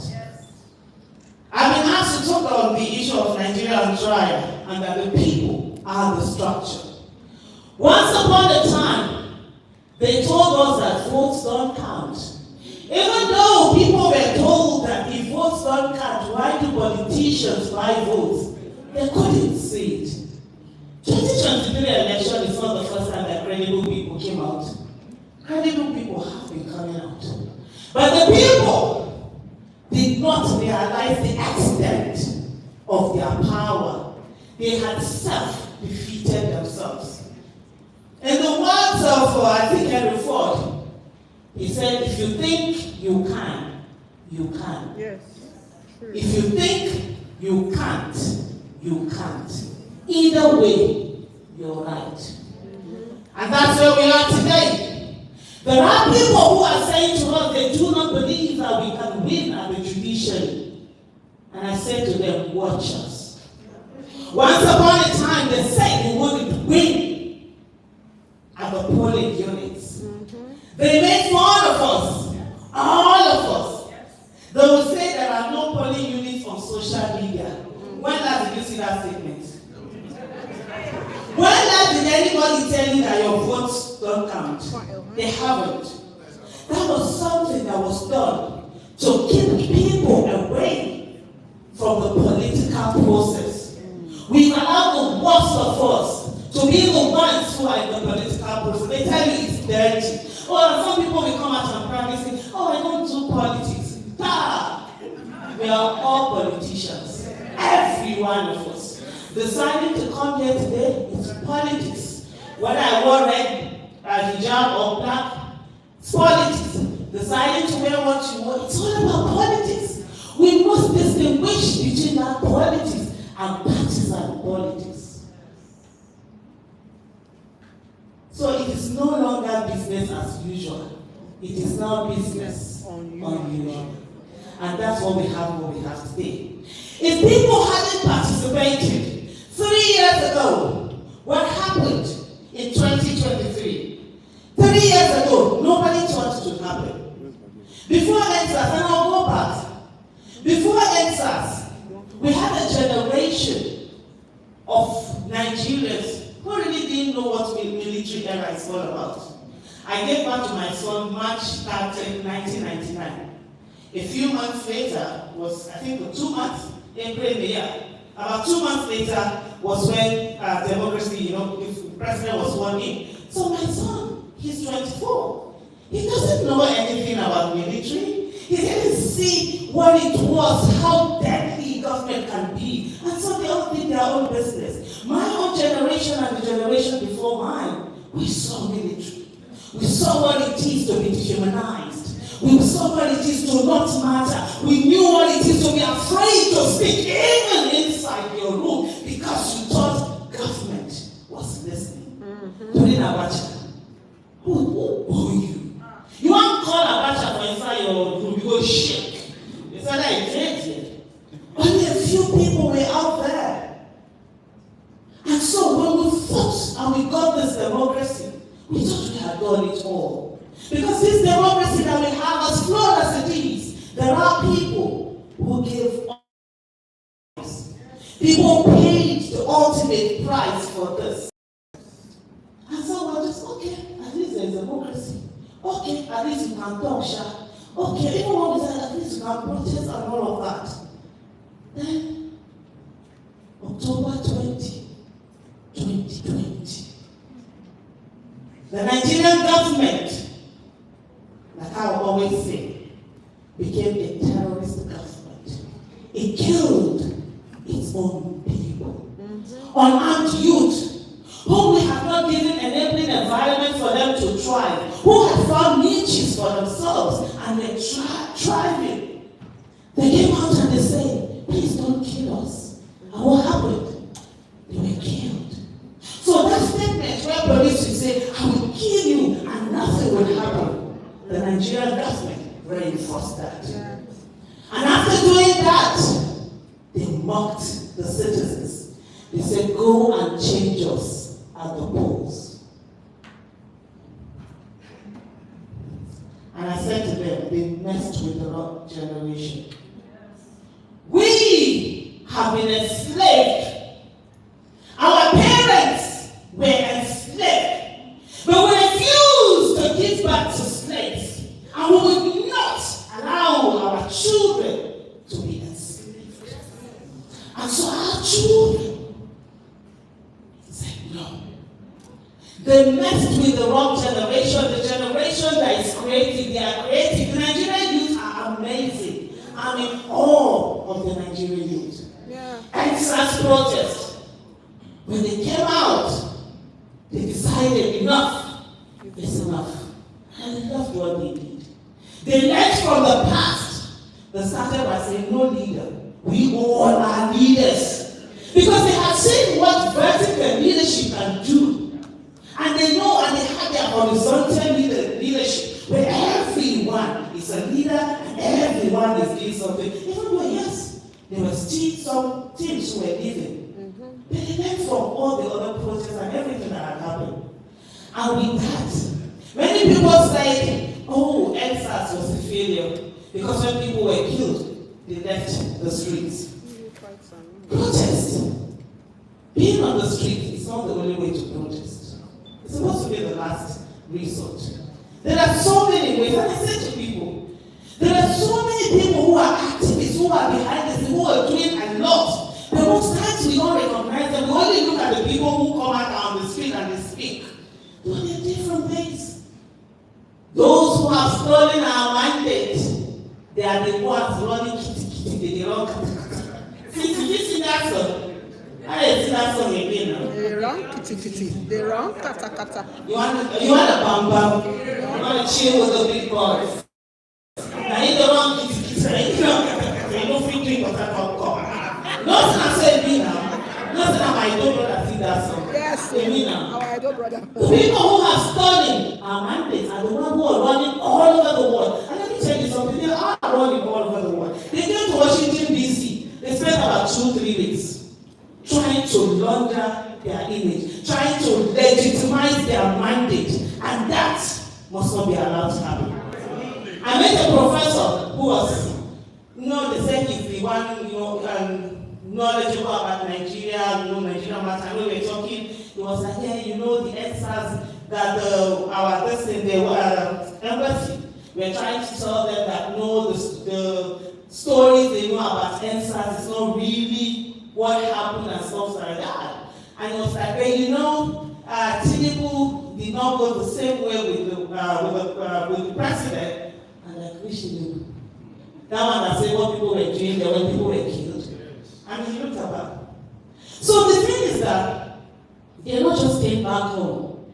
They need that legitimacy. They are also working around. And after I finished speaking, we asked for a meeting. We had like a 2-hour meeting a few weeks after, just talking about this issue. They've been going around trying to launder their image and make it look good. But the thing that we must tell the world is that if the world does not allow military coup, why then would they allow political coup? When the mandate of the people is stolen, that is political coup. And we must not allow it to stand. And the same way that the Committee of Nations and international organizations are ready to call out military coup, they must call out political coup. Because people cannot do all that they're supposed to do and go and vote and watch them being killed. I think it was the High Commissioner to Nigeria, British High Commissioner, that came out and said she found the election fantastic. Oh, my head shake. I said, I'm not doing that kind of talk. A lady was killed in my own state, in the capital of my state, Benin City. What was her crime? What did she do? Voted. She went out to vote. She was killed. Her husband, her widow, her children, they are now orphans. And you come out to say it was fantastic. That was she. I said, no, it's not. And when the British Parliament were talking about the fact that they spent £5 million taxpayers' money on the election, I said, we don't need £5 million. The money that they loot and bring in here is much more than £5 billion. And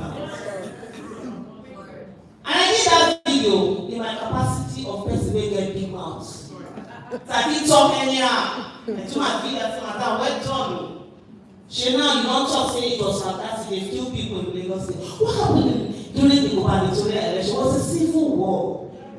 It wasn't an election. Election did not happen. And if we allow people who still in that way, they will continue to copy from each other and continue to do it more. It's not just about Nigerian election right now. Ghanaian election, other elections, they are in danger. And that's the reason why we must speak up. I will not go to any government and beg for anything now. My business is in my Nigerian government. They do anyhow, they will see anyhow. A lot of people say, oh, are you not afraid of being killed? The container where they fall keep person, the death different. Are we different from those people? I started asking myself who is next in 2014. And I'll come to that. Because there's something that we all collectively forget. And so as it is, we cannot stay away. So for those of you, I will come here, I have business in my country. But for those of you who are British, Nigeria, I mean Nigerian, I don't know how to say it, Nigerian, British, I don't know which one I'm going to believe, I'm not here. Exactly, sis. Thank you. You need to, it's your government also. You pay taxes. They have foreign policy, whatever, I don't know what those things are called. You need to ask them, what countries are you looking at? Because the out of that £5 billion that they gave to Nigeria, whether it's CSO, INEC, and all of that, your money is also part of it. So you have a right to do that. And you ask them and ensure that they're giving you answers. Because what we have, if they continue to give enabling environment for people who loot us dry to come to their country and find safe havens and stay there, we continue to give. What happens? The same thing. And these are the people that perpetuate themselves in office because they have the money to be able to do that. Why did ABC give us Tinubu? Because all you need in Nigeria to be a good government is for the one after you to be worse than you were. Yeah. When I see us sit here and we talk about 2014, 2015, as if it was a good period for Nigeria. Just because Buhari wasn't? No, it wasn't. People were killed and the government did nothing. December 2014, the National Assembly was attacked by police in a democracy. I said 2014, not the one that happened, I think the later was 2018 or so. 2014. They went in there, they tear gassed the Speaker of the House of Representatives. Is that democracy? That was the thing that we are supposed to look the other way? Because we are afraid maybe the one coming in will be worse. What was happening was already worse. 276 girls were taken away from their schools. The government did not speak until 19 days after. That same December, considering women and children were taken, 186 of them. On the day that Jonathan went to do his declaration, 48 boys had been killed for Cisco. They were in their assembly and they were killed. We can't tell people to remember 1984 when 2014 was happening. People were being killed at that moment. And they brought in Tinubu so that in the next 3-4 years when things would worsen, we'll look back and say, oh no, Buhari could do. We'll not forget what he was doing. Because that's it. All you need to be a good government is for the one after you to be worse. We can't have that. Government must listen. That's true. What we have, Dr. Obidient will always say something. There are two sides of governance. The demand side and the supply side. All of us have failed. People do not make demands because of biases. Oh, I voted for him and I cannot talk because it doesn't matter. Whether we voted for somebody or not, when they do the wrong thing, we tell them they did the wrong thing. 2015 election, Buhari did not win their election. Jonathan lost the election he was supposed to win. was that? He lost an election he was supposed to win. 2011. What happened? Nigerians came out. They rallied round. They said the guy didn't have shoe. Because I want us to be done with this. Because if you continue, those who voted for Jonathan in 2015, I say it all the time, and those who voted for Buhari in 2019 are one and the same. They didn't dare. They wanted to keep enabling bad governance. When you enable bad governance, what happens? It worsens.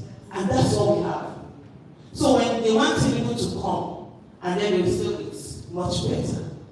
But you know what? That's not the issue. I needed to put that out because we constantly keep referring as if we had one El Dorado in 20. No! I lived in Abuja. We give you an example.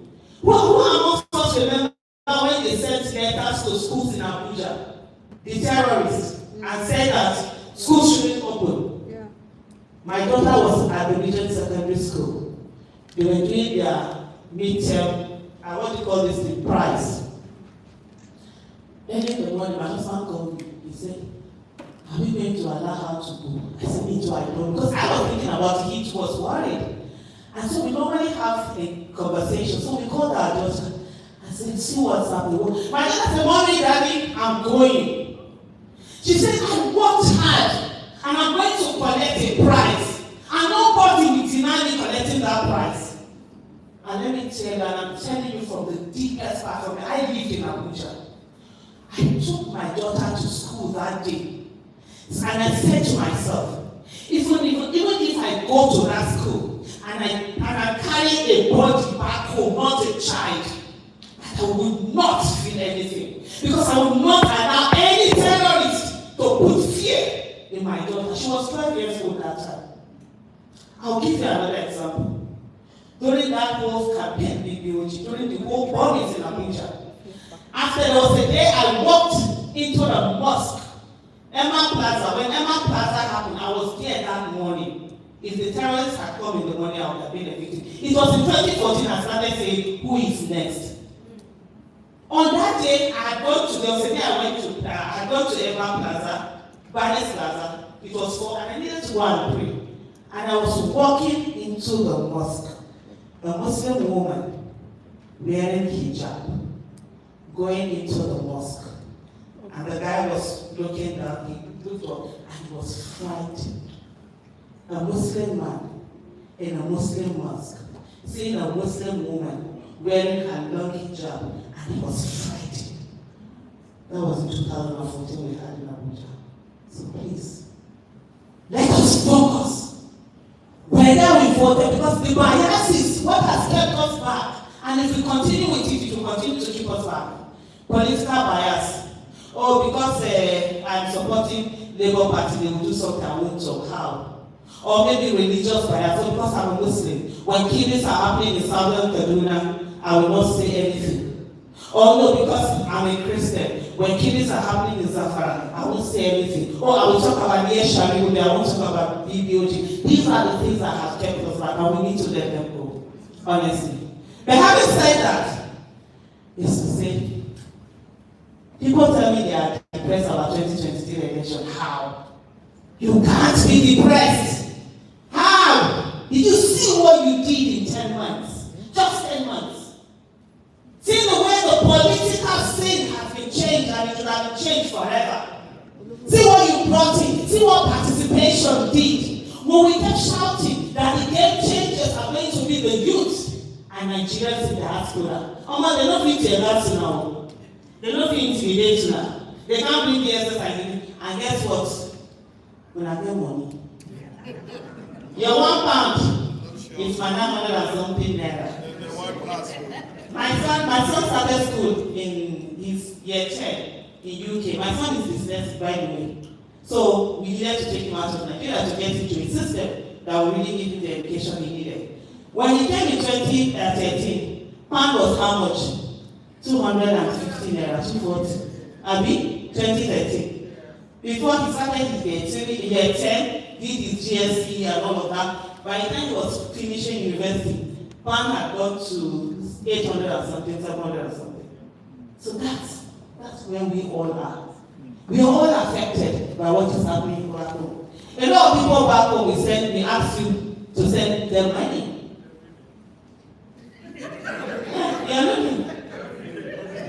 Nobody will move for Nigeria, reach Nigerians in diaspora.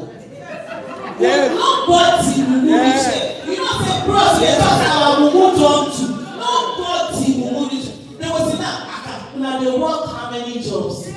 When they not get holiday. Honestly, Senator, I've been in GC since March 24. I never see holiday. Every time when they talk to my husband, I say we are told. Summer break, Easter break, this that break. I never see. You guys work all this hard. You send the money home. People who will sit down, they will not participate in the political process. They will keep asking you. You play God, you play government. And you are feeling cool. And they ask me for money, I sent it to them. You are enablers. Enablers of bad behavior. In 2019, I said to myself, I will no longer be stopgap for people who refuse to hold their government accountable. If you don't hold your government accountable, bear the consequences. Some of them will tell you, no, you know Nigeria matter. You need to pray. I say, you know how they do? It's not how they pray now. The money will come into them. Because we are a nation. I do get it. Poverty has been weaponized. Illiteracy has been weaponized. Poverty, illiteracy, and religion has also been weaponized. But we also must begin to give people ultimatum. That's fear of influence. I think it's GRV that said something about that. We must begin to use it. You send about $30-something billion to Nigeria, all of you collectively. I think they say 3 to 4% of the GDP. Guess what? You have zero political power. Who does that? We need your money in Nigeria. They're using it. But you don't have any political because they don't allow you to vote. Why would someone spend $3 billion to go back home to go and vote when we have embassies here? If can't they do the vote, can't all go to your embassy and go and vote here? Exactly, they even know you more than us because a lot of us, you don't even know who you must hold that passport. So these are the things. So as we go on now, it's for us to say to ourselves, well done. We did great, we did amazing. Nigerians did all that was needed to be done. Don't sit down and beat up yourself because of people who decided they were going to steal your mandate. In 10 months, you shook the whole establishment. In 10 months, how many senators did you put in there that would ought not to have been there? In 10 months, you put in how many House of Rep members? In 10 months, a candidate went to a party that was relatively unknown. 2 of them changed. Nobody was beating corn again. And you are depressed. You see, when you're living history, it's very slow. Think about Nelson Mandela, 27 years in prison. First day, second day, 1 week, 2 weeks, 1 month, 6 months, 1 year, 5 years, 8 years, 1 decade, 2 decades, 2 decades and 5 years, 27 years. Do you think it was easy for you to not come out here? It takes so long, it's almost as if you're not doing anything. But one of the things that was remembered is the small wins. Take the small wins. Look at the things that have been done. Everybody is interested in petition. I've never followed Nigerian petition before, electoral petition. Who cares? It's not amongst the lesser evil. We always choose between the lesser evil. We knew that. Okay, out of this, let's take one. Nobody. But see, everybody is a lawyer. We know the grounds. Even Peter Obi, now we know the petition. Pastor Obi went to petition. Let's see, now we know about because they're checking them. They will do something. They will say no. Focus on the issue. That's amazing. That's something. That's great. And don't ever let us assume that we will not get our mandate back. We've never focused on the judiciary. We've always taken our mandate, our request to. I'll soon be rounding up now. We've always taken our mandates to the executive, to the legislative arm. We've never focused on the judiciary. This is the time we are focusing on the judiciary now. I don't trust the judiciary. People are saying, do you now love affair? Am I in a romantic relationship with the judiciary? Why do I need to trust them? All I need to do is to overwhelm them with the evidence to the extent they cannot do anything other than the evidence before the court.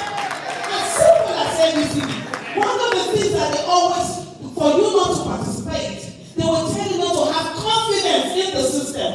Why are they going to the judiciary? Go to the judiciary. Go to the court. We don't go court. Now people say we go court and then know they show for court and then know they fear. You understand? So when they tell you that and then you don't participate, by not participating, you've already self-defeated yourself. You've already accepted defeat. When we want to show we won't see, they're taking us to the lowest of lows. Nigerian life does not matter at this moment. You're walking on the street, container will fall on your head. How many times have they do nothing about it? You come to a house, you're killed, nothing. Say the kill is happening right now. The government don't care. We are the ones that will make them care. Yes, the constitution is not what we want it to be. We will use it as it is now. And as we go on, we will get to the people that will fix it. And I will say finally, the legislative arm of government is the bedrock of democracy. We are so fixated about the executive arm. Why don't we? Why we are fighting for our mandate? I wish by the grace of God, we are so hopeful. Audacity of vote. The same way people are telling me, when Nigerians come out and vote, I say me, I saw hope. And I'm still there. And I hope every one of us is there. That mandate, we will get it back. They don't own that country. All of us that own Nigeria, we died here. In Nigerian, we died here now. We know they go anywhere. No retreat, no surrender. Giving up is not an option. While we are doing that, what are we doing about the legislative arm? How many people by 2027, you know there are always by-elections. What are we going to do when there's by-election in Sokoto? Can we be that blocking vote? That voting block that we go there and say, who is the most competent person that is running? Or can we even now begin to curate people that we think should run? Even Nigerians in diaspora, why are you not sending people to National Assembly? Why are you not sending people to state houses of assembly? You see this thing, eh? All of us, you got to crazy. You got to, I always done something. As everybody get there for psychiatric hospital, and people who are applying their own, and then they go here. You see this people, they make this election look like one thing. You participated in the last 10 months. Was there any special thing there? Is there anything they know how to do? They couldn't. You picked them at the game they have been doing for decades. So the extent they had to steal and still woefully and left so much evidence. Ladies and gentlemen. Ladies and gentlemen. Ladies and gentlemen. Our mandate, we must get some back. The people's mandate must be given to the people that the people chose. To the candidates that the people chose. Thank you so much. Applause for this wonderful woman that, if I raise my hand and I don't know who I be. Aisha, give me a hand like this. That's so. That's so. Yeah! Not a laugh. I tell you, Nigeria has not been the same, and should never be the same again. Everybody's feeling the heat. Why are people running from pillar to post looking for who to congratulate them? Good to even agree. Yeah. Nigerians know how to celebrate their leaders, but we also know how to reject our leaders. If we win election, party for those acts. Why are Nigerians not celebrating, going to visit the person, looking for a job? Everyone is just quiet. So, what is going to happen here is that the way we are will change because our move, you don't take it. No more move. Abi? There is somebody who has been here, who will always be here, who has done so much, who continues to do it, even as he's getting old. I don't know how he manages to do it. I'll learn before we leave from here. I need the 70 something, then me, giving us assignments. It's not possible now. It is unfair. Any effort on himself, in producing, in one and only,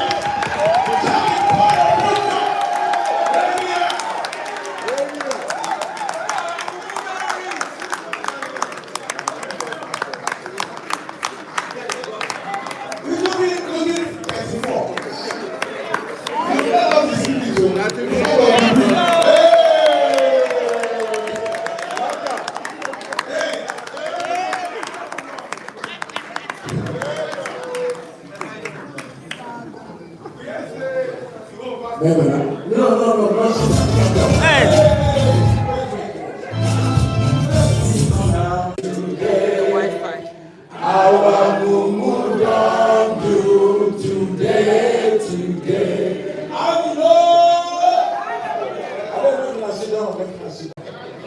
don't go.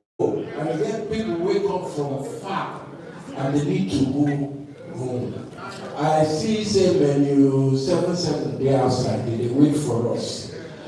See, it's a privilege to sit at the high table with people like this. Believe you me. And all these people wait there here and then they inspire me.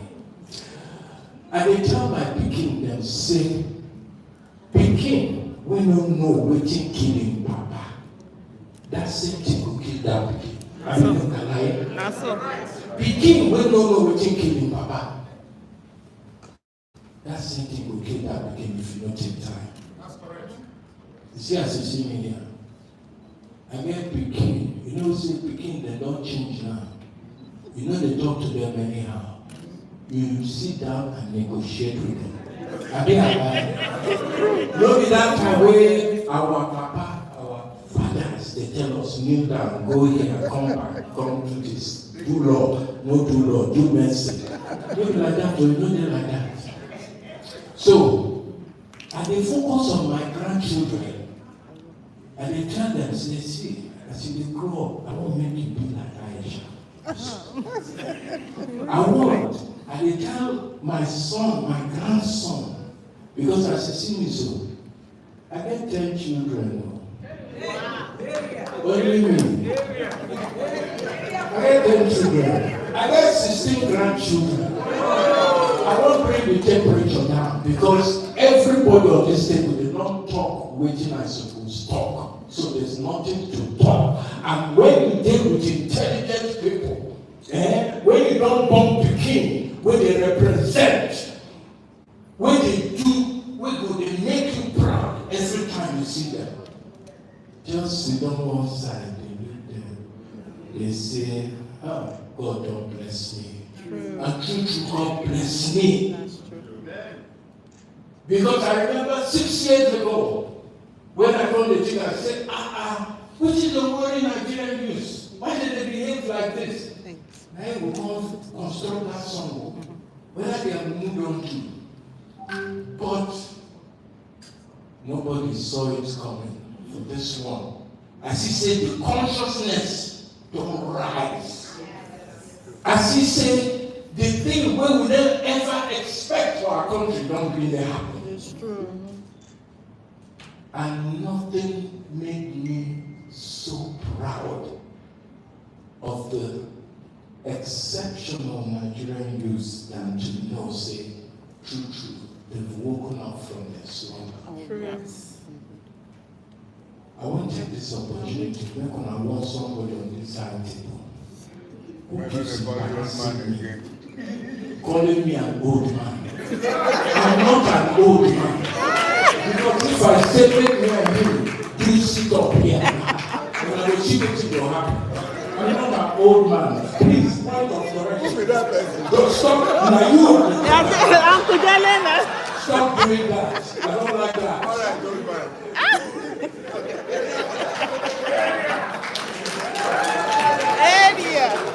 So I draw inspiration from all those people when they hear. Because I see the thing where they talk about 40, 45 years ago, before they even want something we do these things. I don't they see them, they think they manifest. We don't begin to say somebody like Peter Obi go come. I come here and scatter ground like that.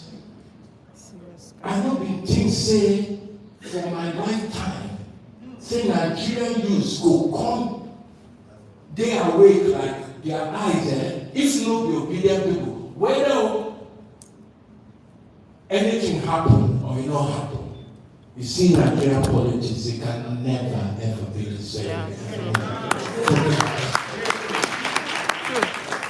Today I can stand up and beat my chest and I say, I contributed something to all of that. Because maybe today we start this job. To come finally see. Because I've always maintained that the salvation of this contraction called Nigeria lies in the hands of its exceptional people. And who are those people? The youths. You don't pass like that. I hear Aisha, I don't know whether Aisha or somebody will mention. Now you now. Say, the kind of people that they see for London, I know they see them for Nigeria. When I am in small. Because I remember 10 years ago, I used to travel to go to a lot of European countries to go talk to Nigerians. Sometimes the kind of way they take mark tell me, I'm going to look them. I say, you know, these people were just from we country, why did they behave like say, And they're educated. we be animals? We don't even think. They don't know what thing they happen to us. Not the same thing make them jack or not.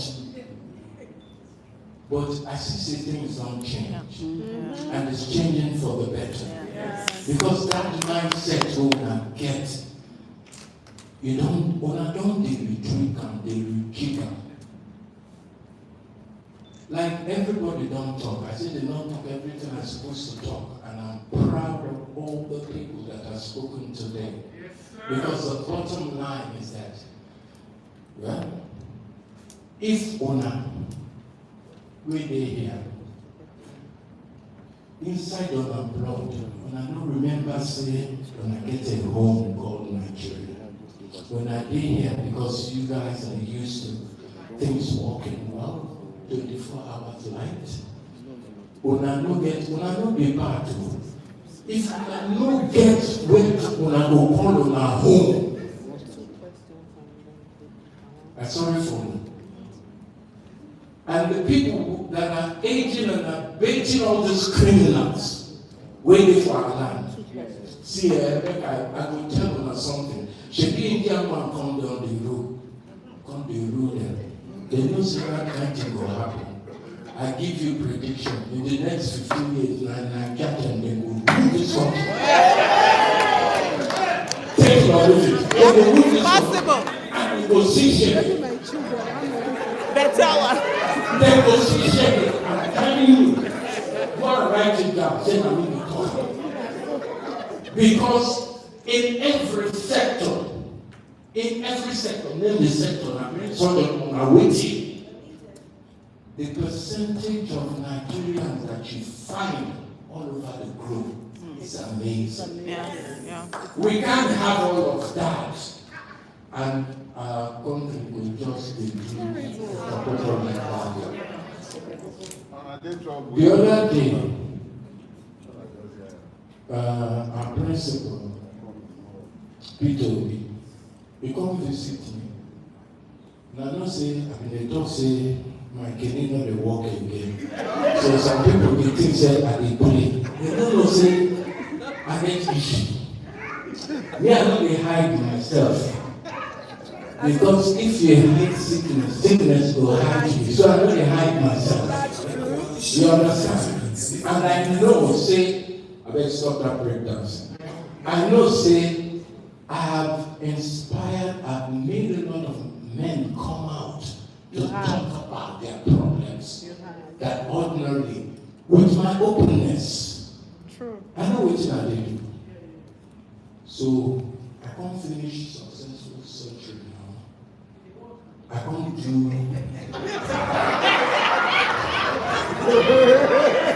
Old man, don't worry. Don't worry, old man. Old man. Anyway, when I know that I did Thanksgiving. But the doctor, I still the one, I never finished the plan. Because I need to confirm, is the instrument all right? Or not? I never confirmed that. But what I wanted to say, it was heartwarming that my principal, our principal finally came to say, well done. He said, but you know me, could somebody will see. I said, yes, because I work at it. I only have one question. Because I don't boast before. I say, if can happen, happens in Nigeria, none will find me there. I will go Ghana, go relocate. If APC or PTP win, me I I could just pack up. I don't try now. I don't Yeah, try. 50 years, I don't try. I Make think another it's since we person were try. kids. But I'm here today. I'm standing before you to tell you something. All that plan, you know, that's what I just want to say to you. You see that road tonight? They will not say it gets something way past, because this is not about His Excellency here or about Obi. No. The thing way past them. Yeah, it's Don't about count. mandate. Yeah. Okay? Everybody eye don't open. It cannot be like I just said. That's the business unusual. But today is a very proud day for me, because all the work of the past 50 years, I'm beginning to see it come to fruition, and I'm beginning to feel more confident that it's in my lifetime that this is happening. So ladies and gentlemen, put your hands together for yourself. There's no giving up of hope. I don't follow script today. I get to one point where I want to read, but I don't read anything again. We're going to not play any video again. We just go chop, because we need to go. I greet everybody. Thank you.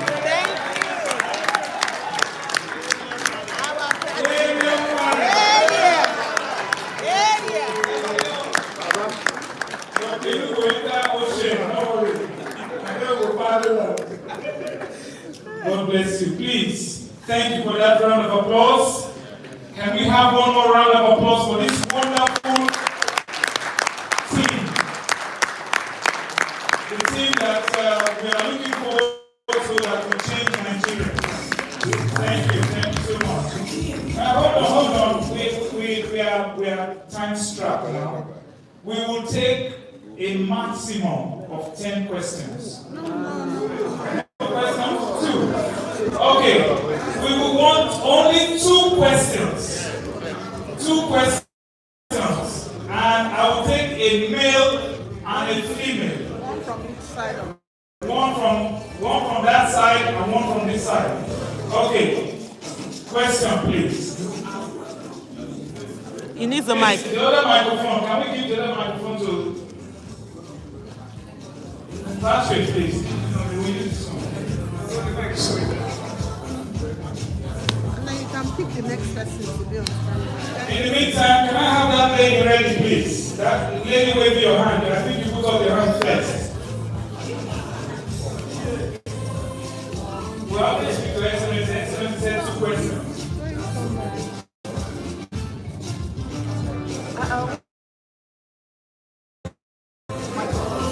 Microphone, please. Let them come forward. Let them come forward and collect yours. All right, come forward. Come forward and collect yours. Song you wanted, which way Nigeria? I tried to follow the example as a laborer, just that my paymaster is the NHS. I'm an acute medic, and on a daily basis, we're obliged, before we even start work, to take plan A, B, C, and sometimes all the way to E. That's the nature of my specialty. Yes. And one of the main reasons I come here this evening, and I asked this question of Loretta, I can see plan A. I can see a bit of plan B. If there is a plan C in this whole effort, and I see it as a war, to take back the soul of Nigeria, forgive me for saying, you might be hiding it very carefully, and I have been looking, scrutinizing. I cannot see a plan C, talk less of a D or an E. Now, those who know the history of the Second World War know that there was something called la resistance. Where is la resistance? Who is coordinating? And how do we sign up? Because, there was the formal army during the Second World War, but everybody knows the role that la resistance played. I've been looking for the coordinator. It's the main reason I had to swap out of work to come here this evening. Where is la resistance? I want to sign up, and I'm going to keep it that simple. It's behind you. It's behind you. Thank you very much. Well, thank you very much. My name is Femi Okin from Indianapolis, Northwest of the primary television. I was quite interested in that question, and I'd love to hear your answers, especially as we're talking about the democracy matter. And this kind of other agenda sounds like a kind of non-democratic thing, which I'm not sure we're about. Now, the question I have for anyone on the panel is Nigeria's democracy on trial, or is it the Nigerian politicians or the Nigerian judiciary that is on trial? And finally, what about what's happening with the Labour Party? Because, you know, there's so much confusion going on there. That's part of our democracy, and we need a united party if you're going to have victory. Thank you.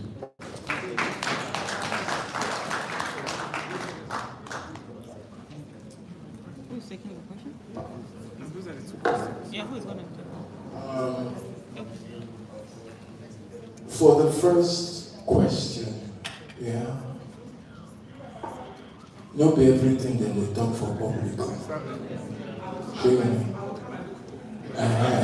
You can come, we can talk, not be everything that they talk for public. That answers your question. For the second one, I could give this might begin with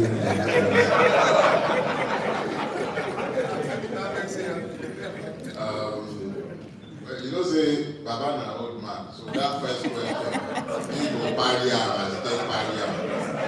But what I can tell you is this, you know, Yorubas have this funny thing, they say that, what that means is that the truth will always prevail. I have found over the course of time that every time you manage to maneuver an implacable force, no matter how powerful that force might be, if you manage to maneuver it to a point where it is having to defend the indefensible, it becomes very easy to defeat such a force.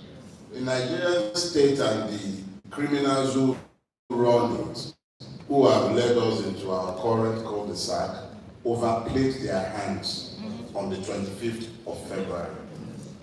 But they were forced into overplaying their hands by the extent of participation that the people found for the system. Now, because they have overplayed their hands, they've left way too many evidence in the public space that it is next to impossible for the judiciary to credibly ignore these criminalities. So, as far as I'm concerned, the process of go to court, quote and unquote, for us, at least for me, it is a process of derobing the criminality of the state before the people. They've said go to court. Yes, we're in court. Whilst we're in court, the Nigerian people and the entire world will be able to see very clearly that both the state and those who are operating the system, particularly the APC, and those that had to supervise an election, have merely engaged in reckless electoral violence and stealing, brazen daylight robbery, election results that have no bearing with reality, and obviously in breach of all the extant laws. So when you take this through the court system, it helps the people to see and connect them to the obvious criminality of the process that has thrown up a person that is essentially a career criminal as the president of the country. Now, when you finish that phase, it is now up to the judiciary to tell the world and Nigerians if it is indeed the last hope of the common man, or if it is in actual fact and reality, as someone like me has said repeatedly, essentially a brutal, incapable of delivering justice. So it is not we who have any problems here. It is the Nigerian state, the judiciary itself, that has to tell the world if it is really, in truth, the last hope of the common man, or indeed the slaughter slab of justice. So when we are done with that process, each and every person would have lost the innocence and capacity to claim that they are not complicit, because the line of demarcation between good and evil, which are already clear, that line is already clear, it's not ambiguous, but for those who have been lying to themselves that they cannot see what they obviously see, those lines are going to become impossible to ignore by the time we are done. So if you still find the capacity to support the emergence of a criminal as the president of Nigeria, whether that is you as a Nigerian, be you in the diaspora or within Nigeria, or whether that is you as a foreign entity, be that a government or a company, then your capacity to subjectify the truth that would have been placed in the open space will define you as a hypocrite. And it will define your society or your government as being either complicit in the crimes being committed against the Nigerian people or not. So for us, that defines the next phase. And I think that should be clear to everybody. We are entering the point where we decide whether we are part and parcel of the problems or whether we are part and parcel of the solution. Now, when you speak to the Labour Party situation, let us be clear. A lot of us are in the Obidient movement who are not members of the Labour Party. And there are several persons who will tell you they are members of the Labour Party and they are even striving every day, fighting to gain control of that party, and whose actions are at variance with the stated objectives of the party, the stated goal of the Obidient movement. So I'll just say to you, a lot of people are going to come out and be telling you they are Labour Party officials. Or ignore that. We are focused on what we are doing, and what we are doing, we know. What they are doing is to try and throw distractions our way, and let us be talking about some man who is talking about withdrawing cases in court. They want us to focus on such inanities. And I assure you that you should start them on oxygen. Those who are handling the matter, they are in court, they are dealing with it. All the masquerades behind them, the person funding the factionalization of the party, they are not unknown. But nobody should also pretend not to know exactly why these things are being done. Some people are, if people would arrange fake bishops, why should it be so difficult to arrange fake party executives? So that is as far as I think there was it. No, that's it. On the weather people. I guess we've done it. Thank you very much. Thank you, sir. Thank you. Yeah.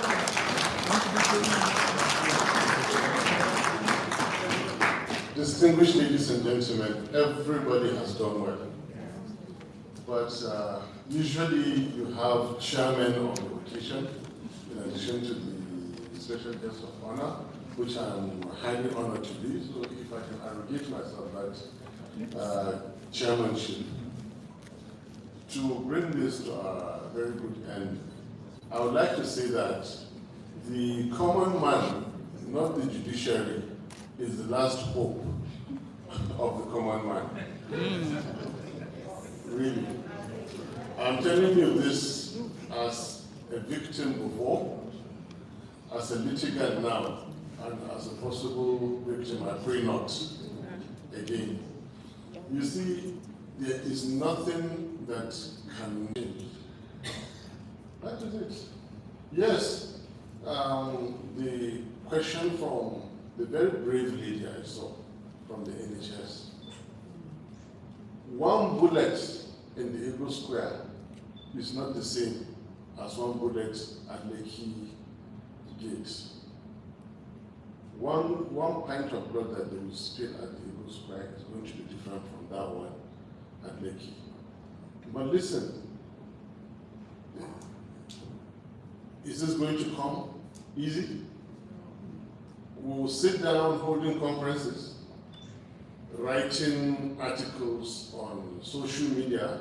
You know, there's social media and there's social media. Continue writing, sensitizing the international community. You are your own international community. You are your own judiciary. You, the common people, we, the common people. Right now, as the clock is ticking away, the meaning of the common man is fading away as every hour clocks away. Because if INEC had any recognition for the common man, they would not have proceeded to give that certificate of return, violating the Constitution. The crux of the matter is, what does the common man mean in the Nigerian system? That is where the problem is. And if the common man means something to the judiciary, they will not wait to violate the Constitution on 29th of May, because the common man means relatively nothing to the system. Where is the common man? Some of them are diaspora, some of them are busy at work, some of them are paying their mortgages, some of them do not even know what democracy is, some of them are eking out a living, as a very, very small percentage is feeding fat, feeding large, living large, on the calamity of the rest. Badibo, before, said that the number of those who want Nigeria to work far outweigh those. He is correct, but not entirely. Because the small things that minute number does now outweighs one irresponsible administrative rascal chairing INEC threw us in this problem. Only one out of 216 million. And we're in court, the constitutional breach and everything. Where are the Nigerians who want something to work? If you're nowhere to be found, they will swear this man in. If they're nowhere to be found, that is the end of democracy. If you're nowhere to be found, you're holding conferences, read what I'm saying. Yeah, we loud and clear, we hear you. Yeah, we hear you. The operation the NIHS lady is talking about is in the heart of every Nigerian. How strong do you want to be? How much do you want to stand for a democracy? I've been using examples. They've been trying to put me in trouble. As I speak now, they are getting ready to change the meaning of what I said. And when I and Okowa held a press conference, they asked and I answered that I am not going to help the bad guys by telling Nigerians, no, let it go. I will not. At the same time, I will never ask any Nigerian to do anything that is illegal or constitutional. Is it legal, is it constitutional for you to come out and peacefully protest? Yes. Is that the thing that will add value to the common man in Nigeria? Yes. Is that what is going to bring in the new Nigeria? Yes. Is that what I'm asking you to do? Yes. Any minister is free to go and write DSS now. The videos are available. Yes, I ask Nigerians to come out peacefully and disallow any unconstitutional government from coming to Nigeria. Yes. I gave examples. Here in Europe that you live, you find people who strap themselves to the highway because they don't agree with the toxic waste that is passing through their territory. What is that? Value to the common man. The rulers, the governments, know that the common man in UK has substance in him. The misrulers of Nigeria have to know that the common man in Nigeria has substance in him. It is from then that he will begin to matter. That is when they will not breach the Constitution in doing all these things. I gave examples of India, where farmers sat for 1 year because of our policy. I gave example again, as we see today, is in the news, in Israel. They're in the 8th week of protest. Nigerians have come here, We have talked tough. I listen to everybody talking tough. Are you going to walk the talk?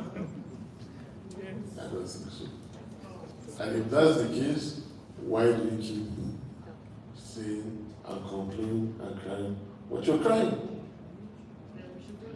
Fellow Nigerians, the common man, not the judiciary, is the last hope of the common man.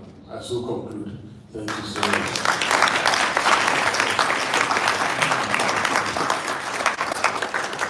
On that note, we all rise and sing the national anthem, and then we can bring this conference to a close. The anthem of that great country that we believe in, and we bring the